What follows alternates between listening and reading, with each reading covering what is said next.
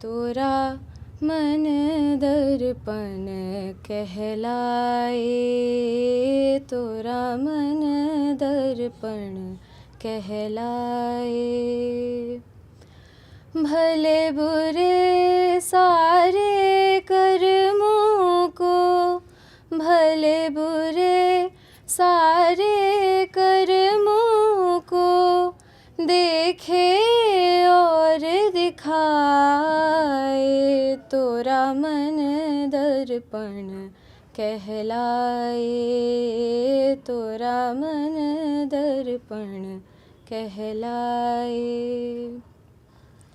मन ही देवता मन ही ईश्वर, मन से बड़ा न कोई। मन ही देवता मन ही ईश्वर, मन से बड़ा न कोई। मन उजियारा जब जब फैले, जग उजियारा होए। इस उजले दर्पण पर प्राणी, इस उजले दर्पण पर प्राणी धूल न जमने पाए, तोरा मन दर्पण कहलाए, तोरा मन दर्पण कहलाए। এই যে জীবনের কথা বলে যে আসর আমরা করি, একে আসলে বলে সৎসঙ্গ। আমাদের গুরু মহারাজ, যার ছবি আছে এখানে, স্বামী পরমানন্দ, তিনি যখন সৎসঙ্গ করতেন, প্রচুর সৎসঙ্গ করতেন আমাদের আশ্রমে, সকালে বিকেলে রাতে, কখনো কখনো আবার যখন ভক্ত বাড়িতে যেতেন সেখানেও প্রচুর সৎসঙ্গ, বহু ভিড় হতো। তখন কিন্তু আমরা খুব বেশি সৎসঙ্গ বলতাম না, তখন বলতাম সিটিং। এই সিটিং শব্দটা কোত্থেকে যে এসেছে জানি না, ইংরেজি শব্দ সিট থেকে, কিন্তু সৎসঙ্গে হঠাৎ সিটিং কেন যে বলতাম, আমরা সবাই বলতাম, এখনও বলি, এখনও কথা প্রসঙ্গে সিটিং কথাটা এসেই যায়, এত অভ্যেস হয়ে গেছে। খুব একটা সৎসঙ্গ কথাটা খুব একটা বলতাম না, সিটিং বলতাম, সবাই বলতাম সেটা। হয়তো মিটিং মানে বিদেশিদের বা আমাদের মানে ইংরেজি কালচারের সাথে যুক্ত বলে মিটিং থেকে let's sit and have a talk, এরকমভাবে মানে সিট করলেই যেন কথা হবে, আড্ডা বা আলোচনা বা কিছুকে সিটিং একটা বলা হয়।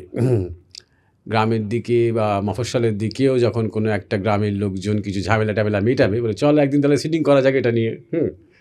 মানে সবাই বসবে গোল হয়ে, একটু মুড়ি চানাচুর নিয়ে করে কিছু বচসা মেটাবে, সিটিং বলা হয়।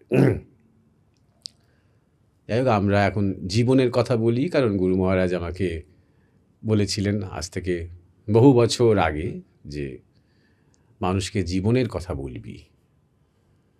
আমরা সাধারণত ধর্মের কথা, ঈশ্বর কথা, ভগবত কথা এইগুলো শুনতে বা বলতে অভ্যস্ত, কিন্তু যেহেতু আমাদের গুরু মহারাজের যে শিক্ষা, সেটা জীবনমুখী শিক্ষা, জীবন থেকে সরে যাওয়ার শিক্ষা নয়, জীবনকে এড়িয়ে যাওয়ার শিক্ষা নয়, জীবনকে নিয়েই, জীবনকে ধরেই, জীবনের মধ্যেই নিজের উৎকর্ষতা সাধন করার শিক্ষা। তাই উনি বলতেন জীবনের কথা বলবি। সেই জীবনের কথাই আলোচনা করার চেষ্টা হয়। ঠাকুর শ্রীরামকৃষ্ণ থেকে শুরু করে, তুলসীদাস থেকে শুরু করে, সন্ত কবির থেকে শুরু করে সবাই বলেন সৎসঙ্গের মাহাত্ম্যের কথা। সৎসঙ্গ বিনা বিবেক না জাগে, তুলসীদাসের কথা। যে আমরা যতই বিবেক বলি না কেন, বই পড়ি বা যতই আমরা গল্প শুনি, একে অপরের সাথে আমরা মূল্যবোধ নিয়ে কথা বলি, যতই করি না কেন, সৎসঙ্গর মধ্যে থাকলে তবে বিবেক জাগে। মনুষ্যত্বের যে সোপান, সেই বিবেক জাগে। সৎসঙ্গে স্বর্গবাস, অসৎসঙ্গে নরকবাস, বাংলায় কথা আছে। আমরা স্বর্গ বলতে তো খুব ভোগ টোগ বুঝি, কিন্তু আসলে স্বর্গ বলতে একটা আরাম, একটা আনন্দ, একটা নিশ্চিন্ততা। যখন উচ্চ কথা হয়, যখন এমন কথা হয় যার দ্বারা মনের রুচি ঊর্ধ্বমুখী হয়, মন নিম্নগামী হয় না, তখন সেটা স্বর্গীয় একটা নৈসর্গিক একটা তৃপ্তি পাই আমরা, প্রেরণা তো পাই। যখন বিবেক জাগে তখন আমাদের মনে হয় কিছু একটা করি আমাদের জীবনটাকে নিয়ে, আরও যাতে আমি আমার উদ্দেশ্যের দিকে এগিয়ে যেতে পারি, তখন সে বিবেকটা তখন ডাইনামিক হয়ে ওঠে। আর অসৎসঙ্গ মানে যেখানে মূলত আমরা শুধু জাগতিক স্বার্থের কথা বলি, অথবা আরও যেটা মন্দ সেটা হচ্ছে পরনিন্দা পরচর্চা করি, অপরের নামে শুধু দোষ দেখি, এমনভাবে কথা বলি যেন আমাদেররা আর ব্যক্তিগতভাবে সব গুণে গুণান্বিত, আর বাকি পৃথিবী সবাই মহাদোষী সবেতে। এরকমভাবে আমরা একটা উচ্চমন্যতা বোধ থেকে কথা বলি, বাকিরা সবাই হীন আর আমরা সবাই উৎকৃষ্ট। এই সমালোচনা করা ভালো নয়। আমাদের মহাজনেরা বলেন আত্মসমালোচনা করা ভালো, কিন্তু সবসময় অপরের সমালোচনা করা ভালো নয়। এটি অসৎসঙ্গ, নরকবাস। কেন? যে কারণে সমালোচনা করছি, ওই করতে করতে একসময় আমরা নিজেরাই সেই রকম হয়ে যাই, তাই জন্যে নরকবাস। এবারে সাধারণত সৎসঙ্গ কার সাথে হয়? সাধুর সাথে হয়। তাই বলা হয় সাধুসঙ্গ সৎসঙ্গ। সাধুসঙ্গ সৎসঙ্গ দুটো আলাদা শব্দ এই জন্যে করা হয়েছে, আলাদাভাবে বলা হয়েছে। সাধু হয়তো কথা বলছেন না, তাও তার সঙ্গ করা ভালো। তিনি এমন একটা শক্তি বা শক্তি কেন্দ্র বা পীঠ, তিনি এতটাই এক ঈশ্বর চিন্তায় বা ইষ্ট চিন্তায় বা গুরু চিন্তায় তিনি মগ্ন, তিনি হয়তো কোনো কাজ করছেন, তিনি লেখালেখি করছেন, তিনি হয়তো চুপ করে বসে আছেন বা আধশোয়া হয়ে আছেন, নিবিষ্ট হয়ে হয়তো কাগজ পড়ছেন, সেইখানে তার কাছাকাছি থাকলেও একটা কাজ হয়। তার যে ওই 100% মগ্নতা, যাই করুন না কেন, কোনো ছোট কাজ বড় কাজ বিচার নেই তার মধ্যে, যিনি প্রকৃতই সাধু, তার মধ্যে বিচার নেই। যাই করুন না কেন সবটাই তার হাতে, তার আচরণে মনে হয় যেন পূজা, যেন আরাধনা, যেটা আমরা আমাদের গুরুকে দেখে বুঝতাম। খুব সাধারণ কিছু করছেন, মানুষ চিঠি দিয়েছে, চিঠির খামটা তিনি ছিঁড়ে নিয়ে চিঠিটা বার করে পড়ছেন এক মনে, সেটাই অদ্ভুত মুগ্ধতা তৈরি করতো আমাদের মনে। তাকে খুব ভালোবাসি বা শ্রদ্ধা করি বলে কিন্তু নয়। কত লোক তো চিঠি পড়ে, আমি নিজেও তো পড়ি, অন্যও তো পড়ে। এখন অবশ্যই আর পড়ে না, এখন মোবাইলে হোয়াটসঅ্যাপ মেসেজ দেখে, তখন চিঠির যুগ ছিল। কেন এই ভালো লাগা বলুন তো? কারণ ওই 100% যেটাই উনি করতেন, একদম 100% মন প্রাণ দিয়ে তিনি একদম সেটাতে যুক্ত থাকতেন।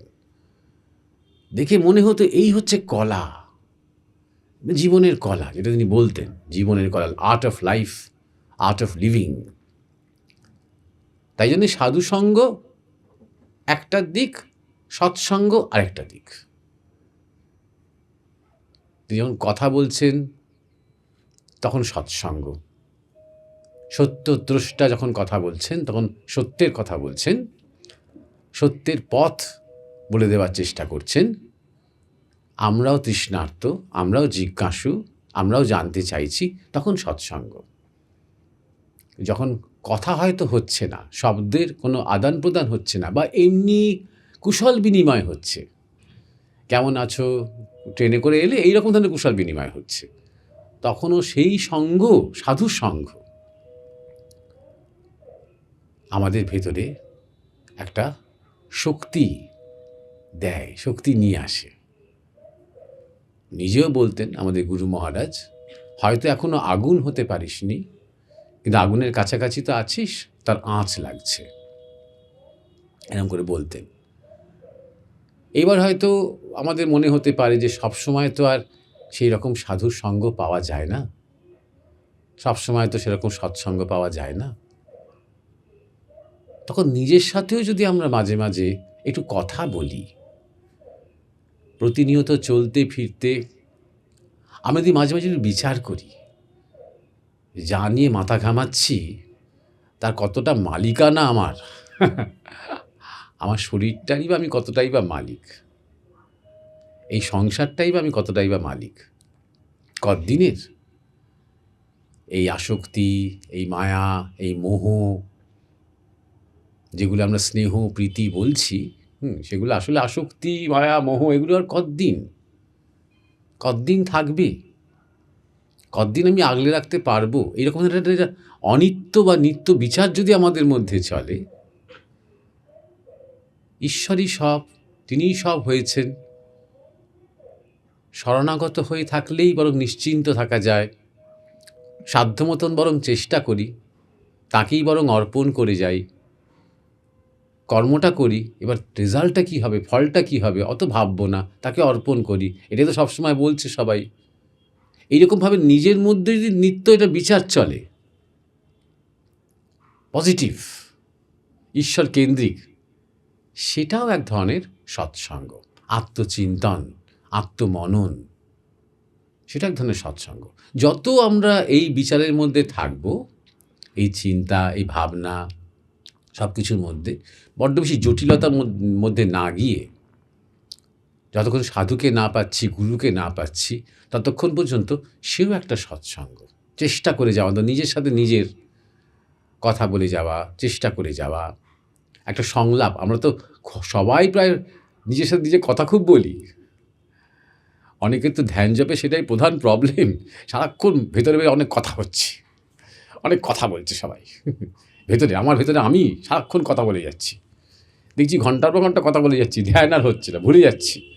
আবার কথা বলেই মনকে বলছে ধ্যান কর, বস, স্থির হ, নির্বিষয় হ, চিন্তা ফিন্তা দূর কর, এরকম করছি আমরা। সুতরাং সেই কথাটাই যদি আমরা সৎ কথা বলি,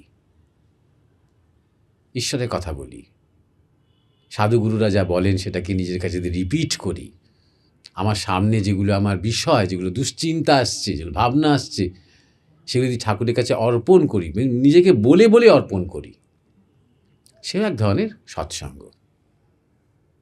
তো সেই রকমেরই আমাদের আসর, এই যে আলোচনা হয়, সেই আলোচনাতে যেটা সঞ্চালক সঞ্চালিকা যেটা বলল, যে আপনাদের যেমন জিজ্ঞাসা থাকবে, খুব যে একটা তাত্ত্বিক জিজ্ঞাসা হতে হবে তার কোনো দরকার নেই। জীবন নিয়ে, ধর্ম নিয়ে, ঈশ্বর নিয়ে, ভক্তি নিয়ে, সম্পর্ক নিয়ে, সমাজ নিয়ে যেমন জিজ্ঞাসা, যেখানে হয়তো মাঝে মাঝে মনে হচ্ছে আমরা আটকে যাচ্ছি, বুদ্ধিতে বা বিচারে বা ভাবনায় বা আবেগে আটকে যাচ্ছি, তেমন জিজ্ঞাসা যখন উঠে আসে, তখন তার মীমাংসা আসতে আরম্ভ করে, চেষ্টা করা হয়। তা সেই রকম জিজ্ঞাসা যদি কারোর থাকে, করতে পারেন। আমার একটা প্রশ্ন, আমরা বলি তো নায়মাত্মা বলহীনেন লভ্য, আবার একটা কথা বলি অহম আত্মা গুড়াকেশ, একটা উপনিষদ, একটা গীতা। তো এই দুটোর মিলনের কিছু কথা আমি শুনতে চাই, প্রাসঙ্গিকতা থাকবে। আমরা একটা শব্দ আরো ব্যবহার করি, সনাতনী। এই তিনটে মিলিয়ে যদি আমাদের একটু কনসেপ্টটা ক্লিয়ার করেন, খুব ভালো। বলহীনের জন্য আত্মতত্ত্ব নয়, এই বিচারটা, শাস্ত্রের এই বিচার, এটা অত্যন্ত গুরুত্বপূর্ণ এবং প্রাসঙ্গিক। সবাই মনে করে যখন আমার দ্বারা আর কিছু হলো না, তাহলে বরং এবার ধর্মের দিকে যাই। ভগবান তারাই করে যাদের দিয়ে কিছু হলো না, যারা জীবনে চ্যালেঞ্জ নিতে পারলো না, অনেকেই ভাবে যদি চাকরি বাকরি কিছু না জোটে তাহলে এটা আশ্রম টাশ্রমে বরং জয়েন করব। মানে দুর্বলের জন্য, এই যে রামপ্রসাদ গেয়ে গেছেন না, পঙ্গুরে লঙ্ঘাও গিরি, সবাই এখন তাই পঙ্গু হতে চায়।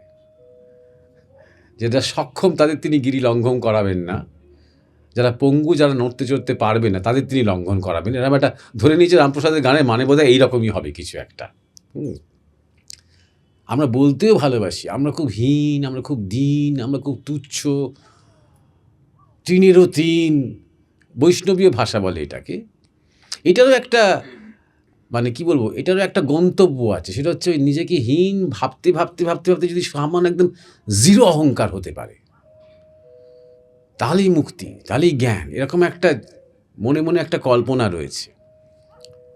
কিন্তু যারা বেশি হীন হীন বলে, আমি দেখেছি তাদের খুব প্রবল অহংকার থাকে বিভিন্ন বিষয় নিয়ে, এবং বিকারও থাকে খুব, আমি দেখেছি।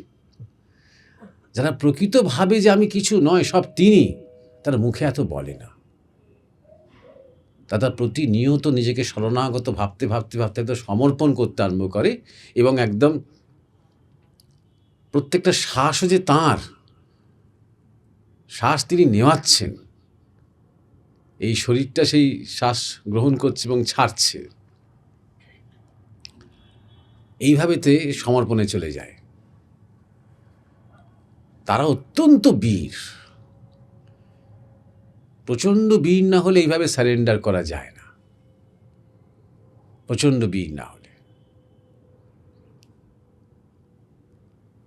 ক্রুশে বিদ্ধ হয়ে যিশু প্রার্থনা করলেন ফাদারের কাছে,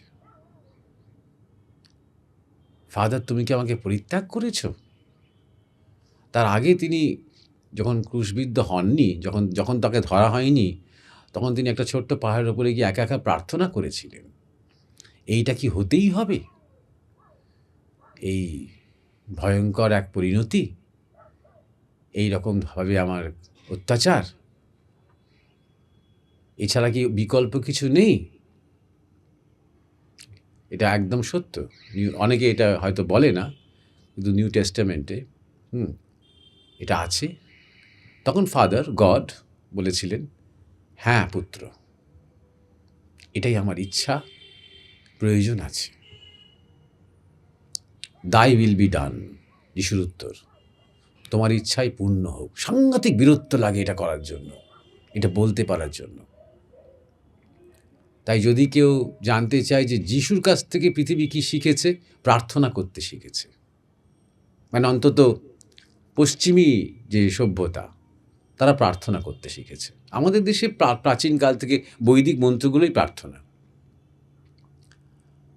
অর্থাৎ শেষ পর্যন্ত আমার এই ক্রুশবিদ্ধ হয় আমাকে মৃত্যুবরণ করতে হবে, তাই তোমার ইচ্ছা তাই হোক। সাংঘাতিক বিরক্ত লাগে এটার জন্য। তাই জন্য বলহীনের জন্য নায়মাত্মা বলহীন লভ্য, আত্মতত্ত্ব দুর্বলের জন্য নয়। ভক্তির জন্যেও শক্তি লাগে। আমাদের যত ভক্তির যত আইকন দেখুন, হনুমান, কি সাংঘাতিক শক্তি, সম্পূর্ণ কিন্তু শ্রীরামচন্দ্রের শরণাগত তিনি। ওই শক্তি কি সাংঘাতিক জোর তার।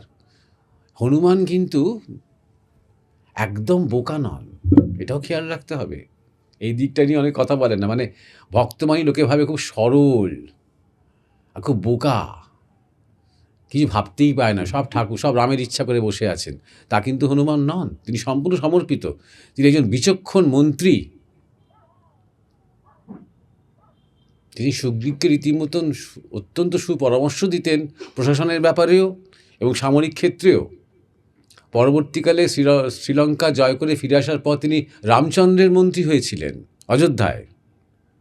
শ্রীরামচন্দ্র তাকে নিয়ে এসেছিলেন মন্ত্রী রূপে।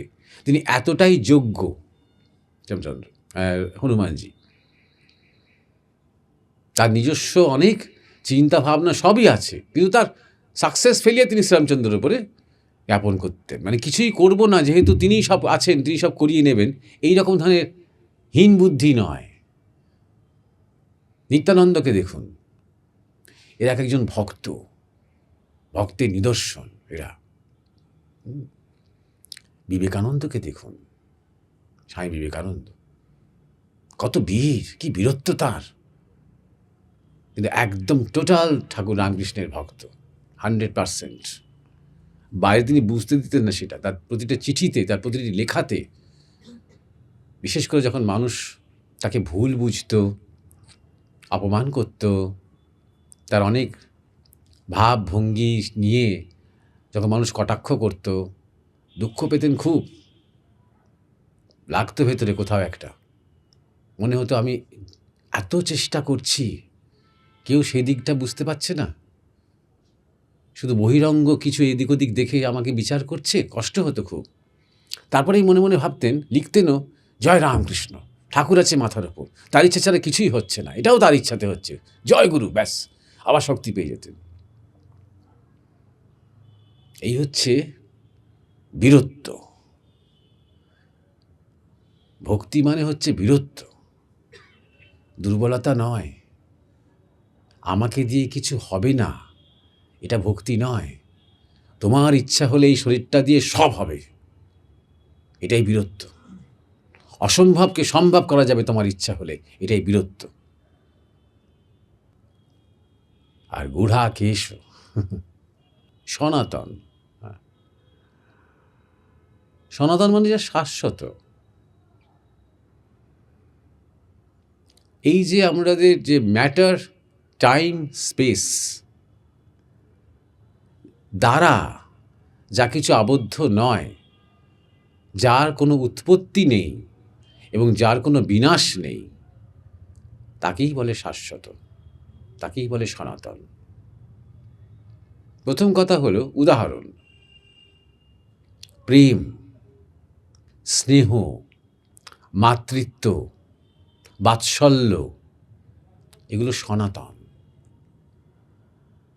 মানুষ না থাকলেও প্রেম থাকবে জগতে, বাৎসল্য থাকবে, মাতৃত্ব থাকবে,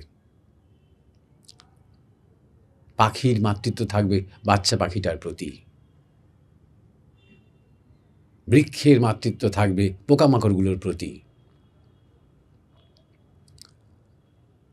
মা বানরের মাতৃত্ব থাকবে তার বাচ্চা বানরটির প্রতি।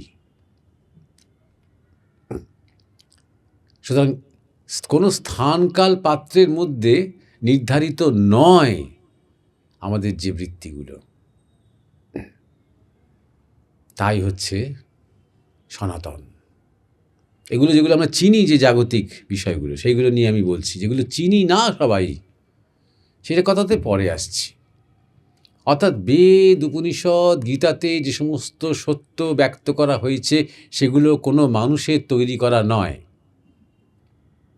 এগুলো কোনো ইউনিভার্সিটিতে বসে কোনো 4টে বই পড়ে কোনো পেপার তৈরি করা নয়। এগুলো কোনো ক্লাসরুমে বসে বসে, যেগুলোকে আমরা বলি থ্র্যাশিং আউট ইন্টেলেকচুয়ালি, প্রফেসরের সাথে ইন্টেলেকচুয়ালি আলোচনা করতে করতে নতুন নতুন অনেক তত্ত্ব বেরিয়ে আসে, যেমন প্লেটোর ক্লাসরুমে হতো, অ্যারিস্টটলের সাথে হতো। সেরকম নয় এটা। অর্থাৎ কোনো বাদ নয়, কোনো ইজম নয়। তাহলে ঋষিরা তাহলে কি করেছেন, ওগুলো কি বলেছেন? ডাউনলোড হয়েছে এখনকার ভাষায় বলতে গেলে। যে জ্ঞান চিরকাল আছে, চিরকাল থাকবে। যখন কোনো শরীর, যখন কোনো যন্ত্র নিজেকে সূক্ষ্ম করতে করতে সেই স্তরে পৌঁছে গেছে, আপনা আপনি তার মধ্যে ভেসে উঠেছে, আপনা আপনি সেই জ্ঞান। ভাষা শুদ্ধ, একদম সংস্কৃত ভাষা শুদ্ধ, প্রাচীন সংস্কৃত শুদ্ধ, উদ্গীত প্রাণবিদ্যা। সেই প্রাণবিদ্যা উদ্গীত হয়েছে। এই উদ্গীত থেকে গীতা কথাটা এসেছে, গীত, যা সঙ্গীত, একটা বিশেষ ছন্দে, একটা বিশেষ মেট্রিকে, একটা বিশেষ বিন্যাসে, একটা বিশেষ ভাষ্যে। আবার যখন ধরুন যুগান্তর হবে, 4 যুগ কেটে যাবে, এক কল্প শেষ হবে, সব আবার ধ্বংস হয়ে যাবে, পয়েন্ট অফ সিঙ্গুলারিটিতে ব্ল্যাক হোলের মাধ্যম দিয়ে সিঙ্গল পয়েন্টে বিন্দুতে সব ফিরে যাবে, আবার সৃষ্টি হতে আরম্ভ করবে, আবার কসমিক ক্লাউড শুরু হবে, আবার আস্তে আস্তে আস্তে সৌরমণ্ডল তৈরি হবে, আবার পৃথিবী তৈরি হবে, আবার কোটি কোটি বছর বাদে ডাইনোসর ফাইনোসরের যুগ কেটে গিয়ে আবার মানুষ আসবে, আবার সেই ঋষির মুখ দিয়ে একই জ্ঞান প্রকাশিত হবে। তিনি ভেবে বার করবেন না, তিনি, এটা তাঁর আবিষ্কৃত কোনো তত্ত্ব নয়, একে বলে সনাতন। তাই জন্যে বলা হয় যে অন্যান্য আইডিওলজি যেগুলো আছে সেগুলো জন্ম মৃত্যু আছে, সে যে কোনো আইডিওলজি হতে পারে, কমিউনিজম, মার্কসিজম, সোশ্যালিজম, যত কিছু ইজম, ক্যাপিটালিজম, ফ্যাসিজম, যত ইজম, তার জন্ম আছে, ফেমিনিজম তার জন্ম আছে, এবং জন্ম মানে আয়ু আছে। আপনার আমার শরীর জন্ম আছে, জন্ম মানে আমাদের একটা আয়ু আছে, আয়ু মানেই তো একটা শেষ আছে। সৃষ্টি স্থিতি বিনাশ এই প্রিন্সিপালের মধ্যে পড়ে গেল, ট্রিনিটির মধ্যে পড়ে গেল। কিন্তু সনাতন যা, তার জন্ম নেই, তার চির সনাতন। জন্ম নেই বলেই তার কোনো আয়ু নেই, চিরকাল শাশ্বত। আয়ু নেই বলেই তার কোনো মৃত্যু নেই। এই হচ্ছে সনাতন শব্দের ব্যাখ্যা। আর গুড়াকেশ মানে অন্ধকারের মধ্যে যে আলো, যে জ্ঞান, যে প্রকাশ, তার প্রকাশ। এই যে আমাদের আছে না, আসতো মা সদ্গময়, অসত্য থেকে, মিথ্যা থেকে নয়, অসত্য থেকে সত্যের পথে আমাকে এগিয়ে দাও। তমসো মা জ্যোতির্গময়। যত ঘন অন্ধকার তত জ্ঞানের সম্ভাবনা আসন্ন। একটি ভ্রূণের তৈরি হচ্ছে মাতৃগর্ভে একদম ঘুটঘুটে অন্ধকার, আলোর বা জ্যোতির কোনো প্রশ্নই নেই সেখানে। একটা বীজ নিষিক্ত হচ্ছে মাটির তলায়, যে বীজটা একদিন বটগাছ হবে, ঘুটঘুটে অন্ধকার, পুরো সাইলেন্স, যেন মৃত্যুর থেকেও একটা ভয়ঙ্কর অন্ধকার। কিন্তু ফুটে উঠবে, চারা হবে, বিশাল গাছ হবে, বিশাল মহিরুহ হবে, ঝুড়ি নেমে আসবে একদিন, হয়তো 500 বছর বাঁচবে সেই গাছ। সুতরাং আলো, যেটাকে আমরা বলছি যে জ্যোতি, যে আলো, সেটা অন্ধকারেরই ফসল। সেই আলো যাকে আমরা জ্ঞান বলি। তাই অজ্ঞানতার বা ঘোর তামসের মধ্যে দিয়ে আমাদের সেই প্রথম যে জ্যোতি, প্রথম সেই আলো, সত্যের যে আভাস, সেই দিকে আমাকে এগিয়ে দাও। মৃত্যুর মা অমৃতম গমায়। তার মানে কি মৃত্যু হবে না? আমরা কি সবাই অমর, অবিনশ্বর হয়ে যাব?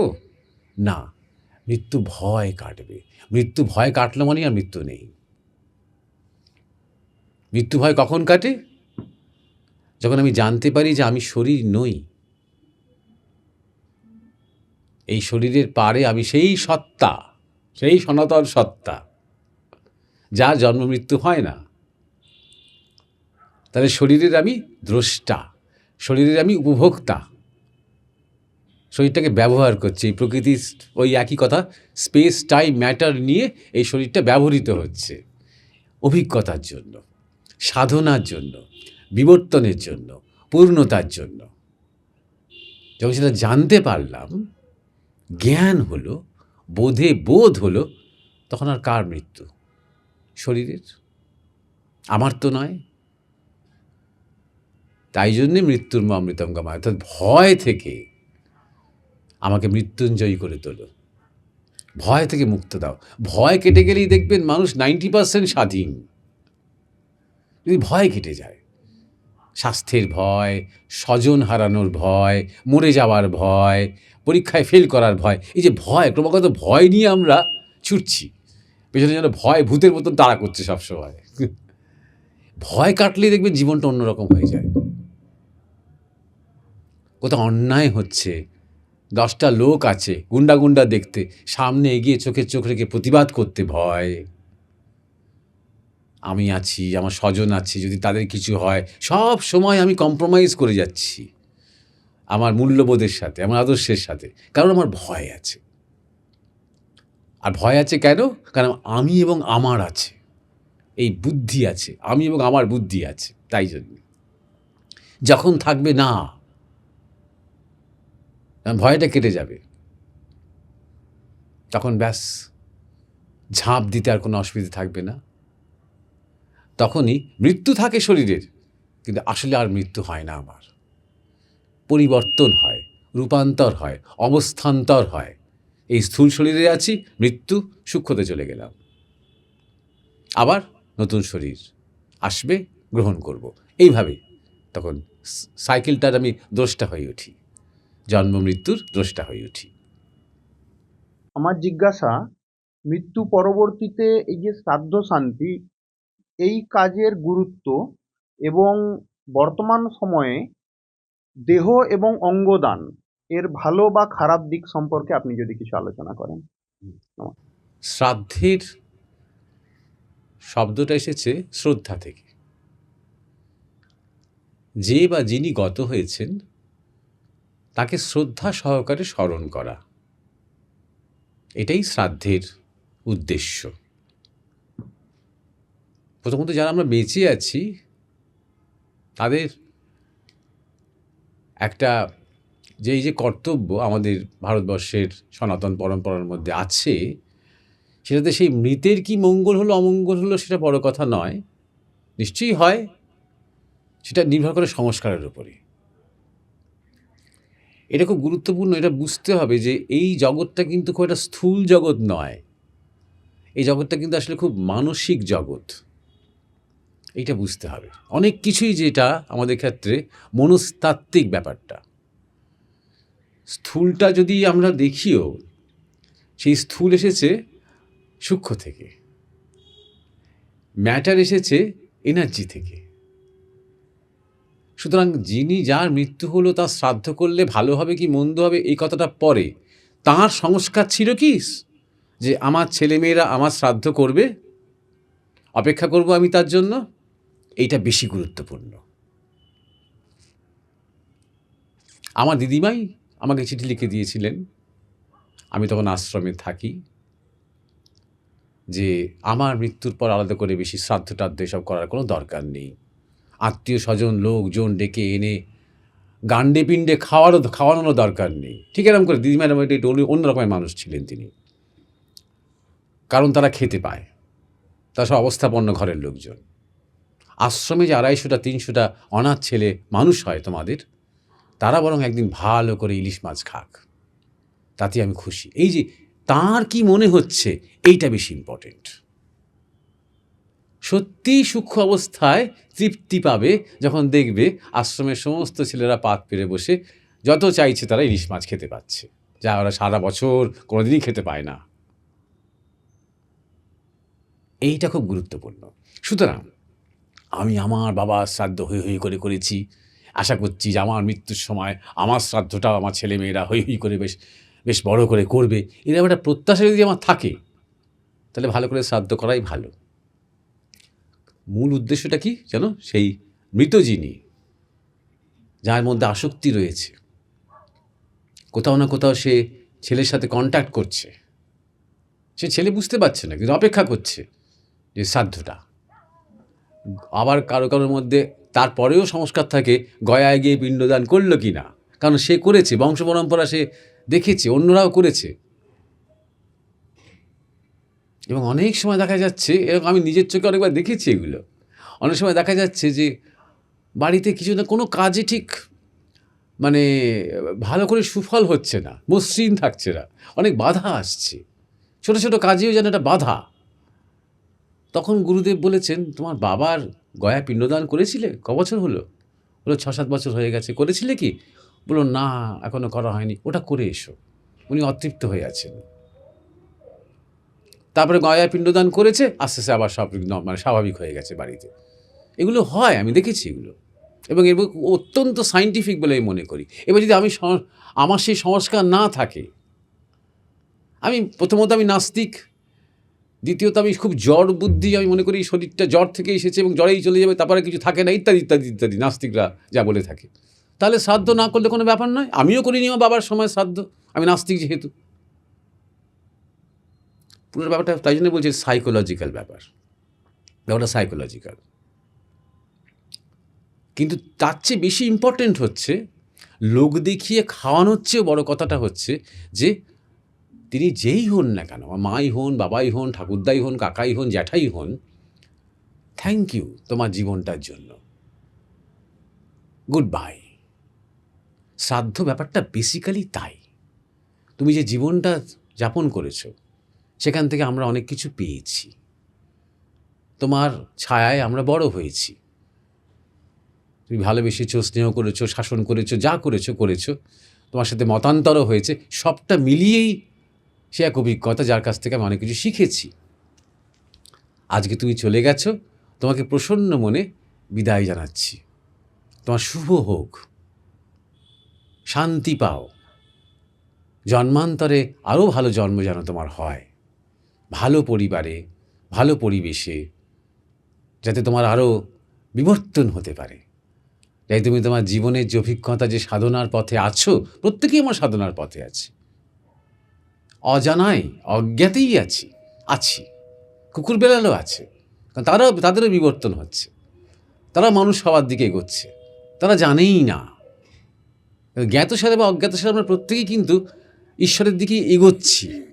যখন জ্ঞাতসারে হতে আরম্ভ করে তখন জীবনে আনন্দ আসতে আরম্ভ করে। এটাই পার্থক্য, যার জন্য এত আসর করে এত কথা বলা। এর মধ্যে আনন্দ আছে। এরকম কঠিন নিরস একটা পরীক্ষা দেওয়া নয়, ধ্যানের পরীক্ষা বা যোগের পরীক্ষা বা ভক্তির পরীক্ষা, এই আমাকে ডেডলাইন শেষ করতে হবে, আমাকে নম্বর পেতে হবে, ফার্স্ট ডিভিশন পেতে হবে, এরকম ধরনের কোনো ব্যাপার নেই সেখানে। জাস্ট চলার এক আনন্দ আছে। তো সেই থ্যাংক ইউ, এটা আমার নিজেরও ভালো হয়, ছেলেই হোক, মেয়েই হোক, নাতিই হোক, যেই হোক, তার কল্যাণ। সে যখন এই প্রসন্ন মনে গুড বাইটা দিচ্ছে, হাহাকার করে আমার কি হবে গো, আমার কি হবে গো, এই যে রোদন, এটারও কিন্তু দুটো দিক আছে। একটা হচ্ছে ওই চিৎকার করে বুক চাপড়ে চাপড়ে কাঁদতে এগুলো মৃত্যুর ঠিক পরেই হয়, প্রথম 3-4 দিন হয়। কাঁদতে মেসেজ দেওয়া হচ্ছে সেই সূক্ষ্ম শরীরটাকে, তুমি মরে গেছো, তুমি আর নেই, অ্যাকসেপ্ট করো, অ্যাকসেপ্ট করো। এটাও খুব গুরুত্বপূর্ণ, এটাও খুব সায়েন্টিফিক। হয়তো অনেকে রুদালি সিনেমা টিনেমা দেখেছেন, ভাড়া করে নিয়ে আসা হয় এই রোদন করার জন্য। সে একদম সুর করে একদম ছড়া বলে একেবারে ছড়া বলে রোদন করবে। এখনও গ্রামের দিকে আমি দেখেছি, কেউ মারা গেছে দেখতে এসেছে, হাসতে ঢুকছে, আর মৃতদেহের সামনে এসে একদম ভয় করে কাঁদতে আরম্ভ করলো, আর সুর করে সে করতে আরম্ভ করলো। ভালো করে তাকে চেনেই না যে মারা গেছে, এক্সপার্ট এই জায়গাটাতে। কিন্তু এই যে সুর, এই যে ছড়া, এই যে একটা গানের মতো, তিব্বতীদের মধ্যেও খুব আছে, একটা পার্টিকুলার সুরে ওরা কন্টিনিউয়াস একঘেয়ে একটা সুরে করে যায়। ওই সুরটা না টাচ করতে আরম্ভ করে যে মৃত তার কাছে, তার সেই সুরটা চেনা, সে নিজেই সুরটা বহুবার শুনেছে যখন অন্য কারোর মৃত্যু হয়েছে। ও রিয়েলাইজ করতে আরম্ভ করে, আচ্ছা, ও তখনও তো আছে, ও দেখছে, কিন্তু ও যে শরীরটা নেই এটাকে অ্যাকসেপ্ট করতে পারছে না। যদি হঠাৎ যদি মৃত্যু হয়ে থাকে, দেরি হয় বুঝতে, আচ্ছন্ন অবস্থায় থাকে, শুনতে কষ্ট হয়, খারাপ লাগে, কিন্তু অ্যাকসেপ্ট করতে আরম্ভ করে। আর এই কারণেই দাহ করাটা সবচেয়ে সায়েন্টিফিক কবর দেওয়ার থেকে। কারণ দাহ করে দিল মানে ব্যাস ওই শরীরটার প্রতি মায়াটা তাকে জোর করে কাটাতে হলো। কবর দিল মানেই হচ্ছে শরীরটার সাথে কিন্তু আটকে থাকবে। তাই যে কোনো কবরখানায় প্রচুর পেট শরীর, সূক্ষ্ম শরীর ঘুরে বেড়ায়, অপেক্ষা করছে শেষ জাজমেন্টের ডে, আখরি কিয়ামতের দিনে যেন অপেক্ষা করছে। ওদের বিশ্বাস অনুযায়ী আবার জন্মান্তর নেই। তো ওই যে ধাক্কা হয় একটা, যে শরীরটাই আর নেই, ভেবে দেখুন, এই শরীরটাই আমাদের কিন্তু সবচেয়ে প্রিয়। আমরা মুখে যতই প্রিয়জনকে বলি না কেন, তুই আমার জীবনের সব কিছু, তুই আমার নয়নের মণি, শিবরাত্রি চলতে তোকেই ভালোবাসি, আসলে আমরা শরীরটাকে ভালোবাসি, সবচেয়ে বেশি শরীরটাকে ভালোবাসি। এই ভালোবাসা, আমি আমার দেশকে প্রচণ্ড ভালোবাসি, আমি আমার দেশের জন্য প্রাণ দিতে পারি, পেট খারাপ হোক আমি ডাক্তার, পেট, তখন দেশ ফেস তখন চলে গেছে। তাই এই শরীরটাকেই কিন্তু আমরা সবচেয়ে বেশি ভালোবাসি। সেই শরীরটা হঠাৎ নেই, চিন্তা করুন শখটা নেই, তারপর দাহ, সেই শরীরটা আগুনে জ্বলছে, দেখতে পাচ্ছি, সেটা আপনারা মানুন কি না মানুন, একদম পরিষ্কার দেখতে পাচ্ছে সে। ইনফ্যাক্ট চোখে যা দেখি না তার চেয়ে আরও স্পষ্ট হয় সেটা, সেই দেখাটা। যত্রতত্র তখন দেখছে দেওয়াল টেওয়াল কোনো বাধা নয়, যত্রতত্র সে গমন করতে পারছে, একটা আরামও হয়। ধরা যাক বহুদিন রোগে ভোগা যে শরীর সেটা যখন ছাড়লো, হঠাৎ দেখলো যে কত ফ্রি, নির্ভার, হালকা লাগছে, সেই শরীরের বাধাটা বা ব্যথাগুলো, সেই যন্ত্রণাটা, সেই ছটফটানিটা নেই, স্থূলটা যেহেতু নেই, সেই অবস্থায় দাহ যখন হচ্ছে না, ওই যে জোর করে ছিন্ন হলো, ভালো হলো, ওই রিয়ালিটি চেকটা হলো, ভালো হলো। অতএব তারপর যখন আমরা যেভাবে স্মরণ করছি, আমরা একটুখানি হয়তো কয়েকদিন চান করছি না, তেল মাখছি না, যা কিছু করছি, একটা কিছু কৃচ্ছ সাধন করছি, তা স্মরণ করছি, এটা তাকে কোথাও তৃপ্ত করছে যে একটু ছেলেমেয়েরা আমার কষ্ট করছে আমার জন্য, আমাকে স্মরণ করছে, শ্রদ্ধা নিয়ে স্মরণ করছে, আমাকে গ্রেটফুল, আমি একটু কৃতজ্ঞতা জানাচ্ছে। একদিন ছবি টবিতে মাদালাটা টাঙিয়ে টাঙিয়ে মানুষজনকে ডাকছে, যাক, হ্যাঁ আমার ছেলে মেয়েগুলো, হ্যাঁ আমাদের খারাপ হয়নি, তারা বাবার প্রতি যত দায়িত্ব, মায়ের প্রতি দায়িত্বগুলো ভালো করেই পালন করছে, একটা তৃপ্তি আসতে আরম্ভ করে। আসতে তখন মনটা ধীরে ধীরে ধীরে ধীরে অন্যত্র, এবার যে অন্য অবস্থার দিকে তাকে টানছে, নেক্সট মানে মুভিং আহেড, এবার তাকে এগোতে হবে, এবার তাকে সেই মানে কি বলবে তুমি, একটা সেলেস্টিয়াল স্পেসের মধ্যে তার যে নেক্সট যে চক্র, তার মধ্যে তাকে ঢুকতে হবে। এটা কিন্তু টাইম ডাইমেনশনের পারে, সুতরাং এটা 6 মাস না 6 বছর না 10 বছর না 50 বছর এক তার কাছে। এবার তার জন্মান্তর হবে, ওই বংশেই সে ফিরবে কি না ফিরবে, সে কোন অবস্থায় যাবে, তার কী আশা আকাঙ্ক্ষা ছিল, তার উপর ডিপেন্ড করছে। জন্মান্তরটা তো নিশ্চয়ই তার হবে, সাধারণ ক্ষেত্রে জন্মান্তর হবে, কিন্তু কেমন জন্ম হবে নির্ভর করছে তার কর্মের উপরে এবং তার অতৃপ্ত বাসনার উপরে নির্ভর করছে। সে অনুযায়ী তার ডেটা তৈরি হবে, নেক্সট জন্মের মা বাবা সিলেকশন হবে, ফ্যামিলি সিলেকশন হবে। তো এটা হচ্ছে প্রথম আপনার যে জিজ্ঞাসার মীমাংসা। আর দ্বিতীয়ত অঙ্গদান বা দেহদান, হ্যাঁ হিউম্যানিটেরিয়ান দিক থেকে ভালো, মানে মানবিকতার দিক দিয়ে ভালো। যদি কাজ হয় তাহলে নিশ্চয়ই, মানে একটা মুমূর্ষু কেউ, অন্ধ কেউ, সে আবার দেখতে পাচ্ছে, বা কিডনি সম্পূর্ণ ড্যামেজ হয়ে গেছে, সে আবার তার কিডনি আবার ফাংশনাল হচ্ছে, তার প্রাণে বাঁচছে, বা হার্ট ট্রান্সপ্ল্যান্ট যখন হচ্ছে একজন একটা প্রাণ বাঁচছে। সুতরাং শুধু যদি প্রাণিক স্তরে আমরা দেখি, হিউম্যানিটেরিয়ান স্তরে যদি আমরা দেখি, তাহলে ঠিক আছে, অঙ্গদান খারাপ নয়, শুনতে ভালো, ভালোই, খারাপ নয়। যদি স্পিরিচুয়াল দিক দিয়ে দেখি, কথা যখন উঠলোই তাহলে দুটো কথা বলি। একটা হচ্ছে ইউথেনেশিয়া, মার্সি কিলিং, এটা নিয়ে অনেক বিতর্ক হচ্ছে সারা পৃথিবীতে, যে অনেক দেশেই সিদ্ধ হয়েছে, আইন সিদ্ধ হয়েছে, যে কেউ যখন একদম এমন এক রোগে ভুগছে যে রোগের কোনো চিকিৎসার হবে না, অথচ তাকে হয়তো 6 মাস 7 মাস তখন বেঁচে থাকতে হবে, অসহ্য যন্ত্রণা এবং মৃত্যু কষ্ট নিয়ে তাকে বেঁচে থাকতে হবে, তখন সে যদি চায় এবং তার নিকটজন পরিবারের সবাই যদি একমত হয়, ডাক্তাররা যদি একমত হন, টিম অফ ডক্টরস, সরকার যদি অনুমতি দেয়, অনেক কাঠখড় পুড়িয়ে যদি অনুমতি দেয়, তাহলে অন ক্যামেরা একদম ভিডিও করে তার সেই ডাক্তাররা সব ফ্যামিলি সবাই মিলে তাকে ঘুম পাড়িয়ে মেরে ফেলা হবে। ইউথেনেশিয়া, মার্সি কিলিং বলা হয়, যে মরতে চলেছেই এমনিতে, তার জাস্ট 6 মাস আরও কষ্টটা থেকে তাকে বাঁচানো হচ্ছে, সেও চাইছে, ভীষণ চাইছে, ইউথেনেশিয়া। এটা নিয়ে একটা বিতর্ক আছে, এটা করা উচিত কি উচিত নয়, এটা অন্যায় হচ্ছে ন্যায় হচ্ছে, কারণ বিশেষ করে ধর্মের প্রশ্নটা আসছে, খ্রিস্টান ধর্ম, ইসলাম ধর্ম, হিন্দু ধর্ম, সবার মধ্যেই একটা কনফিউশন তৈরি হচ্ছে এটা নিয়ে। আর দ্বিতীয় হচ্ছে অঙ্গদান, দেহদান ইত্যাদি ইত্যাদি নিয়ে, এটা নিয়ে অতটা কনফিউশন নেই, সবাই এটাকে ভালো বলে মনে করে, কিন্তু এটা নিয়েও কিছু বক্তব্য আছে, কিছু বলার আছে, প্রস অ্যান্ড কনস, এর ভালো দিকটা তো বললাম, এর কোনো মন্দ দিক আলাদা করে বলার নেই, কিন্তু যেটা হচ্ছে যে সেটা হচ্ছে যে আমাদের যে আমিত্ব সেটা শুধুমাত্র ব্রেনের মধ্যে আটকে নেই। জড়বিজ্ঞানের এই তত্ত্বটা সাংঘাতিকভাবে ভুল, যে আমার কামনা বাসনা আমিত্ব ভাবনা চিন্তা সব কিছু ব্রেন, বাদবাকি শরীরটা যেন শুধুমাত্র কিছু পদার্থ, হাত পা চোখ মুখ হার্ট লাংস সব পদার্থ। এটা সম্পূর্ণভাবে ভুল। যে কোনো গ্রামে চলে যান এবং কোনো একটা বয়স্ক মানুষকে জিজ্ঞাসা করুন, যে রক্তদান ব্যাপারটা নিয়ে ধরুন জিজ্ঞাসা করছি, সে আপনি খুব সরল গ্রাম্য ভাষায় বলবে, যাত্রার রক্ত নিতে নেই বাবু,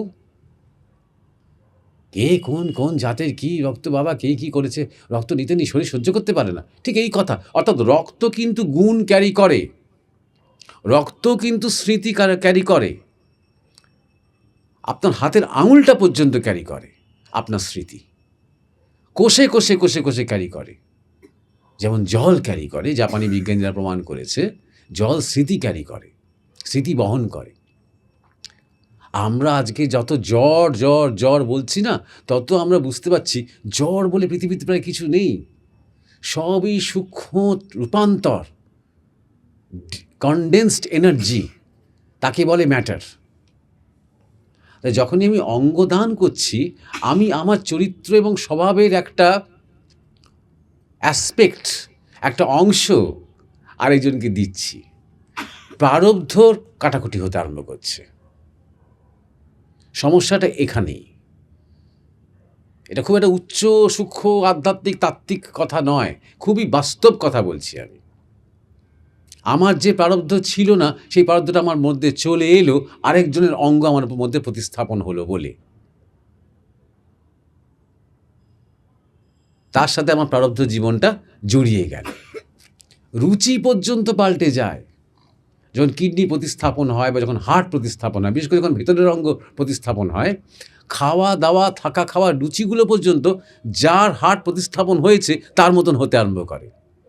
এতটাই হার্ট আমাদের স্বভাব ক্যারি করে, এতটাই পেট ইন্টেস্টাইন আমাদের স্বভাব, আমাদের স্মৃতি ডেটা ক্যারি করে। তাই জন্যে এই জগৎকে আমরা যতটা কিছু অ্যাসেম্বল ভাবি না, অ্যাসেম্বল নয়।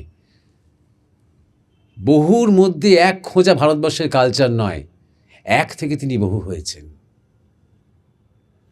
তিনি এক থেকে বহু হয়েছেন। ইউনিটি ইন ডাইভার্সিটি নয়, ডাইভার্সিটির মধ্যে একটা ইউনিটি আছে, জোর করে দেখো তুমি সেটা তুমি না, ডাইভার্সিটি ইন ইউনিটি, ইউনিটি থেকে ডাইভার্সিটি, এক থেকে বহু এই জগৎ হয়েছে, বিশ্বপ্রাণ হয়েছে। সুতরাং হিউম্যানিটেরিয়ান দিক দিয়ে দেখতে গেলে, মানবিক দিক দিয়ে দেখতে গেলে, হ্যাঁ, অঙ্গদান, রক্তদান, চক্ষুদান বা কিডনি দান, হার্ট দান ভালো। যদি আমি আরও সূক্ষ্ম বিজ্ঞান দিয়ে দেখতে যাই, তাহলে ওটাকে খুব ভালো খুব খারাপ কোনোটাই বলা যাবে না, কিন্তু কিছু জটিলতা আছে। সেই জটিলতার দায়িত্ব সে কি নিতে পারবে? সে তো জানেই না। যে দিচ্ছে এবং যে নিচ্ছে তারা তো এই তত্ত্বগুলো জানে না, অনেকে মানবেও না। সমস্যাটা আমাদের ক্ষেত্রে এটাই, আমরা মানা বা না মানাটা না সহজেই করে ফেলি, জানার চেষ্টাটা করি না। প্রথমেই বলে ফেলি, এইসব ব্যাপার আমি মানি না। আগে জানো, তারপরে তো মানবে না। না মানার জন্য তো জানতে হবে। আমি একদম সমাধিতে গেলাম, সাধনা করে সমাধি গিয়ে ফিরে এসে বললাম আমি ঈশ্বর দেখতে পাইনি, আমি ঈশ্বর মানি না, বুঝলাম, তোমাকে আমরা নমস্কার করব। তেমন লোককে আমরা ঋষি বলেছি ভারতবর্ষে, চারবাক। তিনি পরিশ্রম করেছেন, গবেষণা করেছেন, তার মতন করে তিনি করেছেন। বুদ্ধ ফিরে এলেন নির্বাণ থেকে, কিছু বললেন না। ঈশ্বর আছেন, আত্মা আছেন, নেই, হ্যাঁ না, কিচ্ছু বললেন না, নমস্কার করেছি তাকে। এই নীরবতার মধ্যে আমরা উত্তর খুঁজেছি, এই মৌনতার মধ্যে। কিন্তু কিছুই করলাম না। আমি একটু স্কুল কলেজে পড়াশোনা করে একটা ডিগ্রি অর্জন করলাম, জীবনে কোনোদিন যোগ আধ্যাত্মিকতা ভক্তি টক্তি দিয়ে কিছু জানলাম আর জানার চেষ্টাই করলাম না। এদিকে আমি অনেক কিছু মানলাম না বলতে আরম্ভ করে দিলাম। আমাদের গুরুদেব একটা কথা বলতেন, সব ধর্মমত বলে আগে মানো, যা বলা হচ্ছে যা নির্দেশ দেওয়া হচ্ছে, যা আদেশ চাপিয়ে দেওয়া হচ্ছে, জাস্ট মানো। বেদান্ত বলে জানো। কোনো দিন আত্মানং বৃদ্ধি, নিজেকে জানা। তত্ত্ববশী শ্বেতকেতু, তুমি সেই তত্ত্ব, নিজেকে জানো, মানো, কেউ বলবে না। কোনো প্রকৃত সদ্গুরু, কোনো প্রকৃত আচার্য আমাদের দেশে বলবে না মানো, আগে জানো। দেখবে না ঠাকুর রামকৃষ্ণ কি স্বামী বিবেকানন্দ কি চৈতন্যদেব কেউ বলছেন, আরে অত যুক্তিতর্কের মধ্যে যাস না তো, মেনে নেই যা। এটা কখনো বলবে না। অত তর্ক করছিস কেন, ধর্মতে তর্ক চলে না, অমুক তমুক, এরকম ধরনের কথা কেউ বলবে না। হ্যাঁ, এরে তর্ক আলাদা জিনিস, যেটা যুক্তিবাদ। সেই যুক্তিবাদীদের উদ্দেশ্য হচ্ছে ছিদ্র খোঁজা, মীমাংসা খোঁজা নয়। দুটোর মধ্যে পার্থক্য আছে।